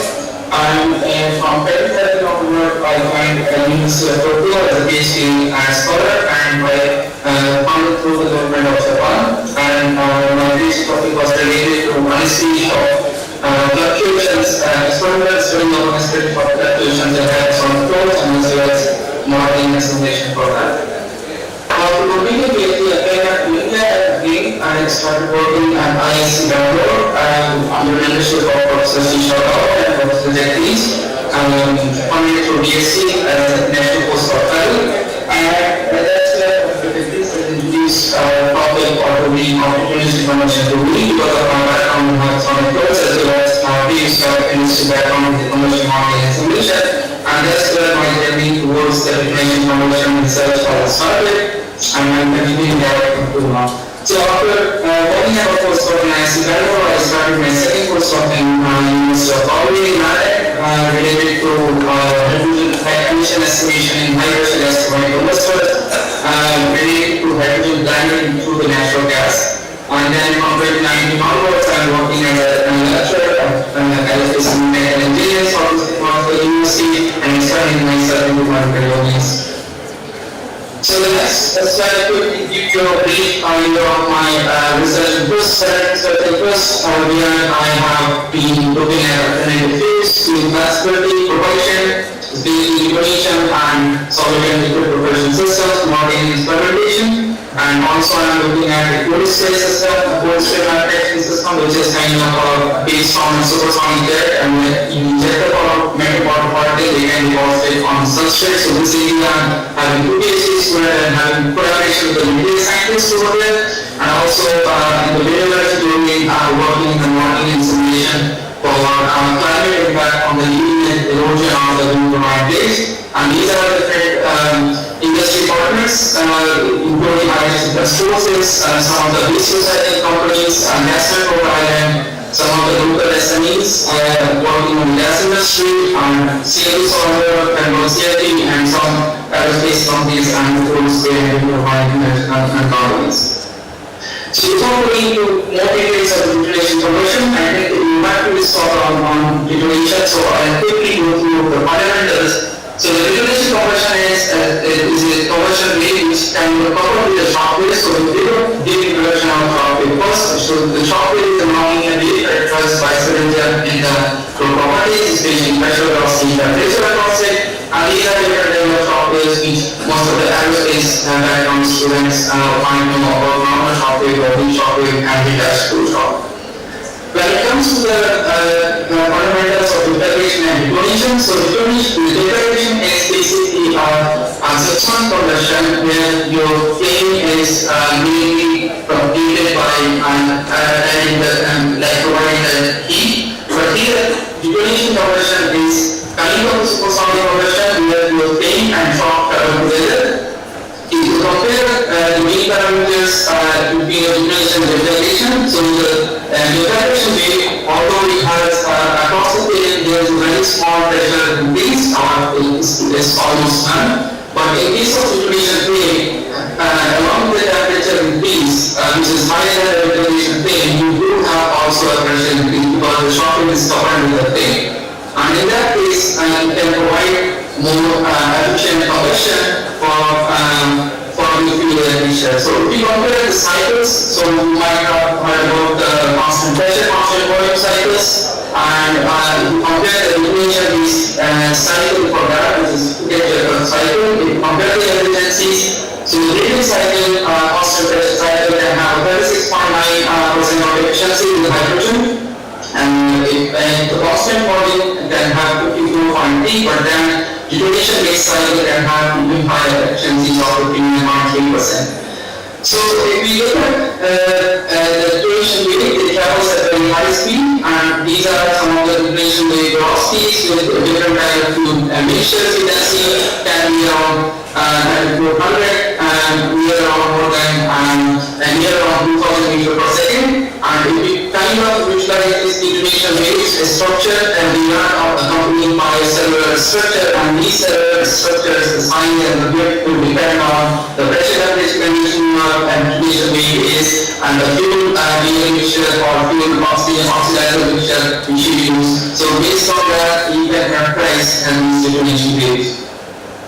So the application of the detonation conversion is basically in high-speed transport, and some of you might have been introduced with the first detonation engine, the rotary detonation engine, and then there's the third type of detonation engine, which is called oblique detonation engine. Sometimes we call it the shock-induced combustion reactor because it's very much similarity with the standard.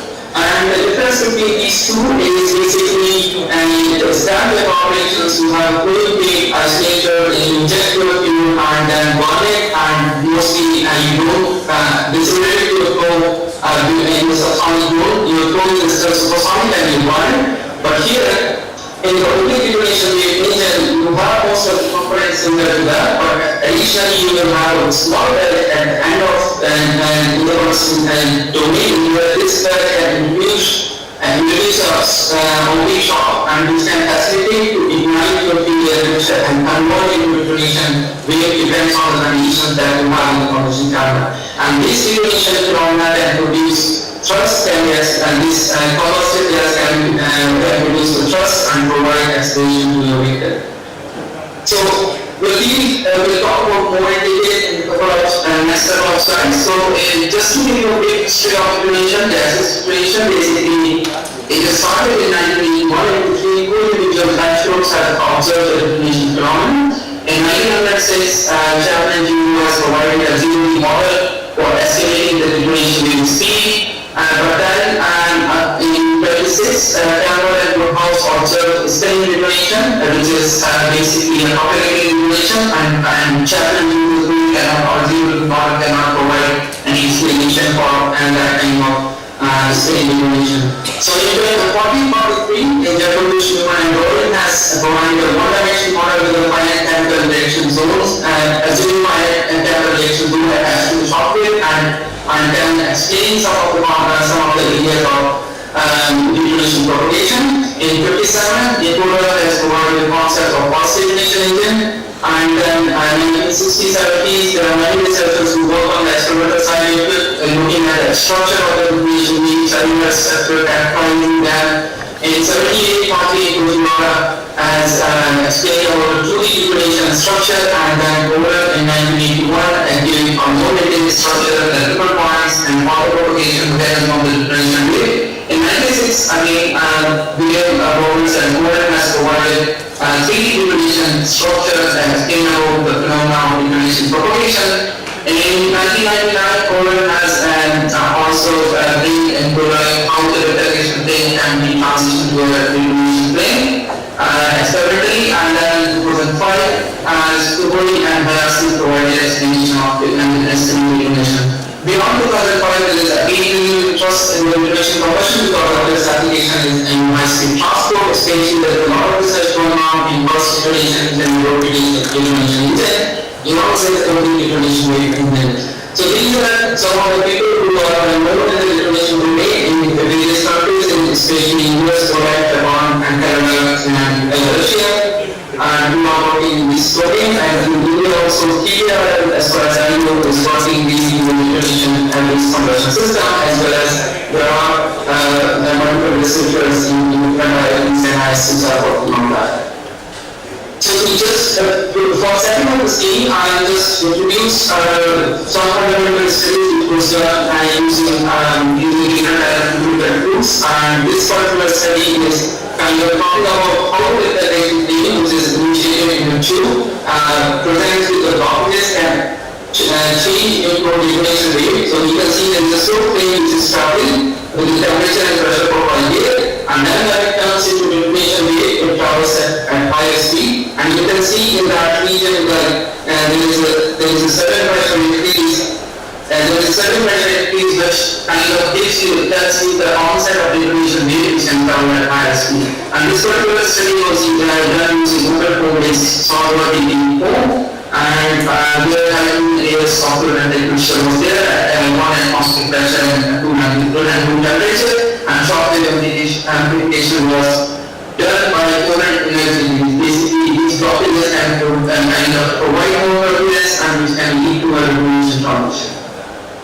The next study is about how the detonation rate travel through the orifices, and this has the application in an industrial application. When you have a detonation wave coming in, you can place different kind of orifices that can actually dissociate the shock and the plane, which you can see in the below picture here. But in this top picture, you can see the detonation wave initially, the shock and the plane get separated, but they can again amplify together and travel as a detonation wave. But if you gap between this orifice and is less than 10 millimeter, you can see the shock wave is traveling further and the plane is behind. And in the industrial application, you can use these kind of orifices as detonation arrestor, where you can actually burst the plane and allow the shock wave to travel.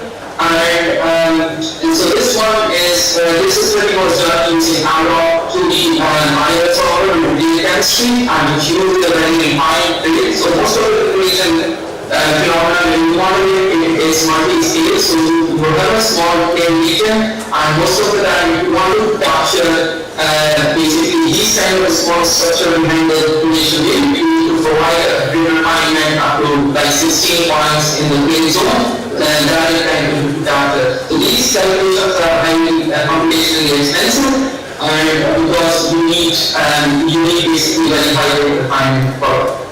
This is another study. So now we come back to the topic on detonation wave engines. As I explained, you have air coming in at a hypersonic speed, and then you compress it, bring it to the combustion chamber, and you inject your fuel at different locations. So in this particular case, is the previous Oblique detonation wave engine, where we assume when it comes to the near combustion chamber, it is well mixed with respect to the fuel. So you need to inject fuel very upstream, very far end from the combustion chamber, so that you will have sufficient time to mix it with the air. And you have a very over here, and you can actually see here the shock wave, the transition into a detonation wave. And there are different waves each shock wave can transition into detonation wave. Some of the studies that talk about vector transition and slow transition. And basically here in this particular simulation case, you have incoming close to 2.8 to 2.6 kilometers per second. The pressure is 20 kilopascal, that is 300 Kelvin, and you are bringing hydrogen air mixture with input and stage to form. So this is study, you can see here where your hydrogen and air mixture is coming in front of the bridge, and the oblique shock will stand system, and then you have detonation wave formation, and that detonation wave can distance for this case it is around 64 millimeters from the base starting point. So this study was looking at how about if we add radiation promoter and very small amounts, for example, to and H2O. So this case talks about when you add 1000 ppm of H2O, very small amount of radiation promoter, this detonation wave can establish itself at around 24 millimeter distance from the very starting point. So this study is mainly looking at how we can actually place or promote the detonation wave formation by using different kind of materials, radiation promoters, for example, 1000 ppm of H2O2, ozone, and then slightly increasing their amount. And that talks about the fundamental ZMV one-dimensional model inertial length reduction and induction time reduction, which can actually promote the detonation wave formation. And this previous study was also done using analog to the solver, to the ion solver, to the data. Now, this is the one-on-one study for a previous case where we are talking about the detonation wave formation with the different fuel blends, and this study used a reverse chemical solver which has a very robust hydrogen refinery method and also used the reverse chemistry solver. And in this case, you have a hydrogen here. On this image, you have a hydrogen here which is at 2s1, mark number 7. Please see condition is 20 kilopascal per Kelvin. And you can see that the detonation wave can form very smoothly after the initial oblique shock. And then when you actually use the same conditions here for linear mixture for 2s1, there is no detonation wave formation, there is no shock wave, you can see the green line, and there is a plane behind the shock wave, but still it's not transition to a detonation. So basically, you might need a longer version to produce a detonation wave here. So then the next step is, but we can't actually increase the combustor length most of the time, so we might need to look at the finite resonance and how to establish the detonation wave over there. So then in the next step, we blended with 50% of hydrogen and 50% of methane, and you can see for the same conditions, we can establish the detonation wave on this bridge through the air formation, and this is the temperature and the pressure conditions here. And then if you don't want to blend hydrogen even out after that ppm of ozone, that can also establish a detonation wave on the bed and for methane detonation. So these are better controlling strategies for these fuel blends. And now for the current study, now we want to actually look into so basically your scramjet can operate very well for a certain amount of range, but then again if your reverse speed is further high, sometimes your incoming potential is higher than the decrease by the combustor, so Keynote Lecture combustion, so that your scramjets industry not be very much efficient. So the hardware that is scramjet we operated beyond let's say Mark H in duration mode. So for that, we wanted to study the non-vertex nature of the Oblique detonation wave combustor, and in this particular study we have taken a combustor zone here. So basically, for example, this is a Mark 8 incoming flow, and at the combustion terminal you will have a certain flow speed, and at that point we want to inject a fuel, and we want to put a wedge at the end of the combustion terminal here to see if that can lead to a Oblique detonation wave formation.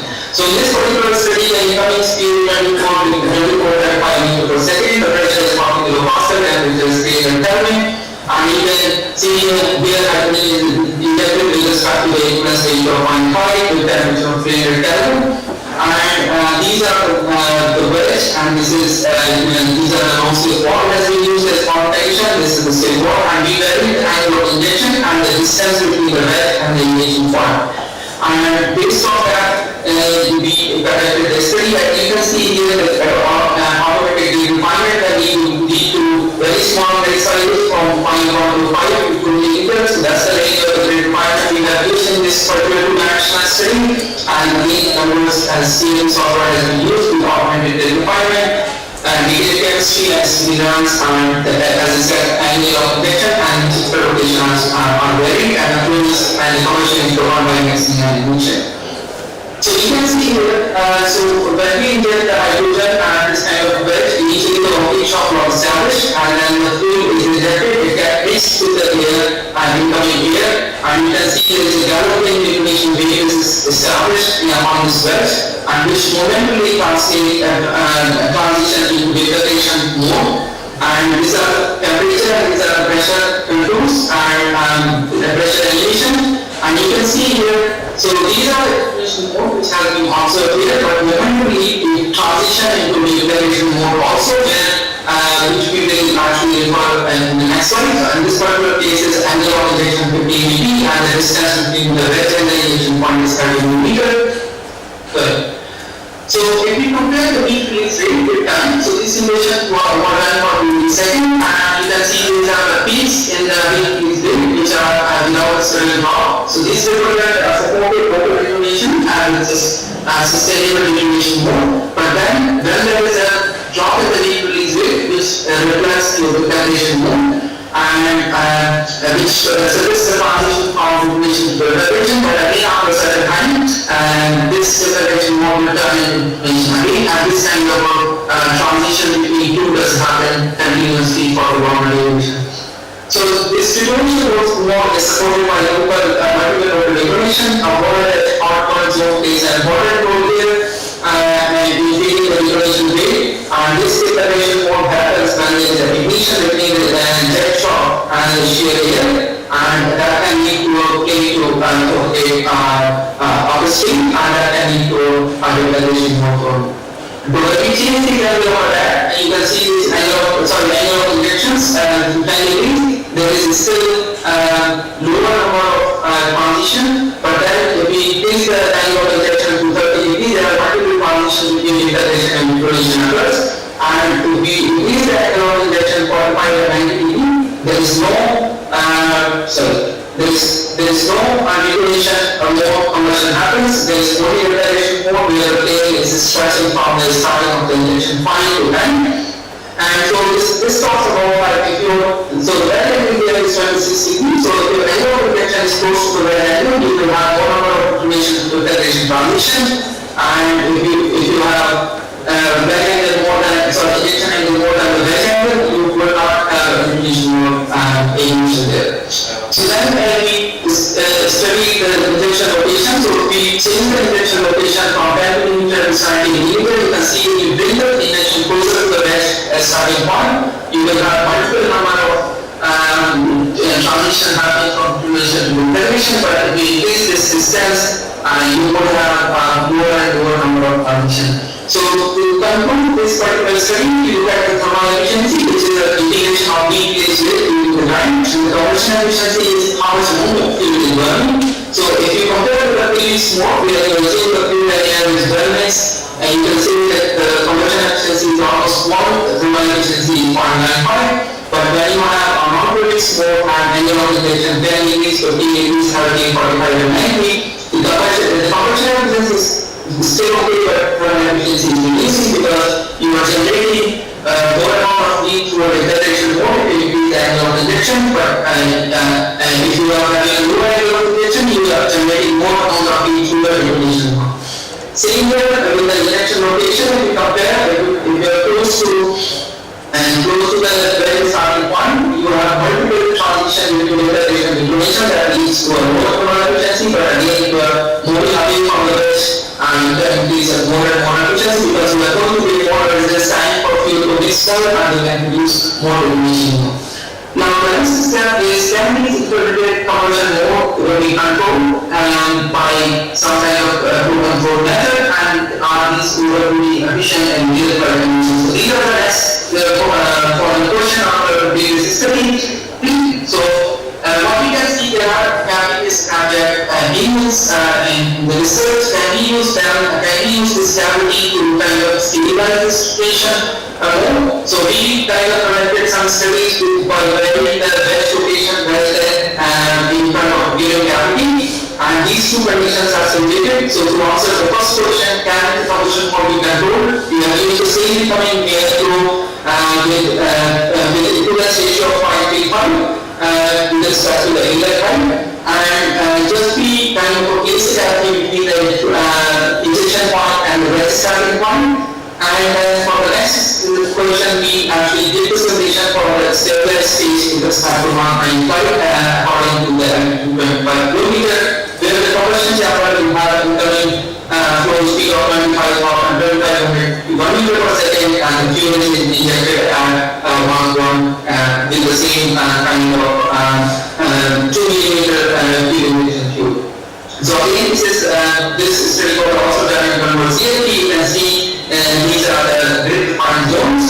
And so basically our first can these cavity will symbolize this kind of detonation mode. So we can actually observe here.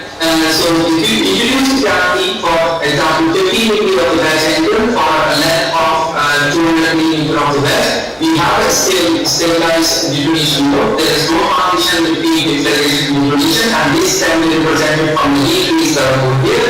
So this curve is the rotator curve where there is a partition between deceleration and detonation, but with these two cavities, the cavity and the wedge angle 15 and 30 degree with different length, you can still see there is a detonation mode conversion and there is no partition in the deceleration mode conversion. So basically, yes, the cavity-based scramjet can be operated into detonation mode given the incoming flow conditions. And then this is for another study. So when we introduce a gap between the wedge and the cavity and one, these two studies will tell you that if you have 15 degrees, then this is certain transition in the deceleration mode, but from 30 degrees, you still have detonation mode conversion. So for the next question, can these engines be operated well in yield flight conditions? So this is a Mach 9 flight condition, and where you have two compression units, and based on that two compression units, you can compute the incoming combustion chamber, incoming flow speed, and the temperature. This is the higher free stream temperature and pressure. And we can actually see here, if we use these kind of observatories, the cavity with wedge, we can actually establish a detonation mode conversion with slightly lower efficiency, but still we can operate at detonation mode. So again, these four similar geometries, this is low cavity geometry, this is a detonation mode, and this is 30 degree wedge angle with small wedge length, again a detonation mode, but 15 degree wedge angle with longer wedge length and produce a detonation mode conversion. I'm saying over here in these two geometries. And if we compare these number of conversion efficiencies, for low cavity, this conversion efficiencies are 40 and 2% for these two different flight conditions. One is the real flight condition with a higher stream temperature. This is a room temperature, and this is Mach 7 coming flow. And with these different geometries, we can actually we introduce these cavities that can increase basically the efficiencies of these number efficiencies of the engines, and in the real flight conditions also they can produce higher efficiencies in comparison to the non-cavity-based in detonation mode. So at low rate stream temperature condition, higher efficiencies are obtained in detonation mode, and higher stream temperature condition, the thermal efficiency can be increased with the presence of cavity in the gap at different wedge angles. In summary, the operation of the cavity configuration in detonation mode requires efficient injection and mixing strategies. Presence of cavity has stated as still has the detonation mode and Mach 7 from the flow with fixed temperature of the inner cavity, and higher fixed temperature, which is equal to the real flight condition. The ignition goes along with the jet shock and shear here is more prominent, which can lead to a certain cases of detonation mode operation, but the presence of cavity along with the gap between the wedge tube and the cavity can provide stable detonation mode operation. In the future work, of course, most of the studies are conducted using two-dimensional investigation, and we would like to extend into three-dimensional effect of the fuel injection to establish a total detonation wave and engine and non-protection mode will be explored. And of course, we saw looking at collaboration for testing these kind of systems, because again, testing scramjet is highly expensive and require a lot of skills and knowledge, and then testing the Oblique detonation wave is again more expensive, and there is only few persons in the world that can test these kind of testing. So thank you and for everyone. Thank you everyone for having this talk, and if there is any questions, so this is particularly from the pipe testing of detonation-based rotating detonation engine, which was done by Professor Kasara in the skill and collaboration with JAXA in I think 2 or 3 years back. So, thank you. Thank you, Dr. Vashishtha. And now the question answer session is open if anybody has questions.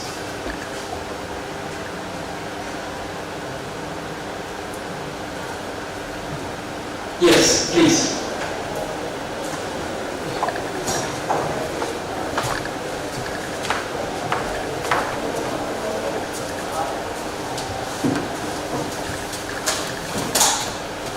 Yeah, so thank you for the session, sir.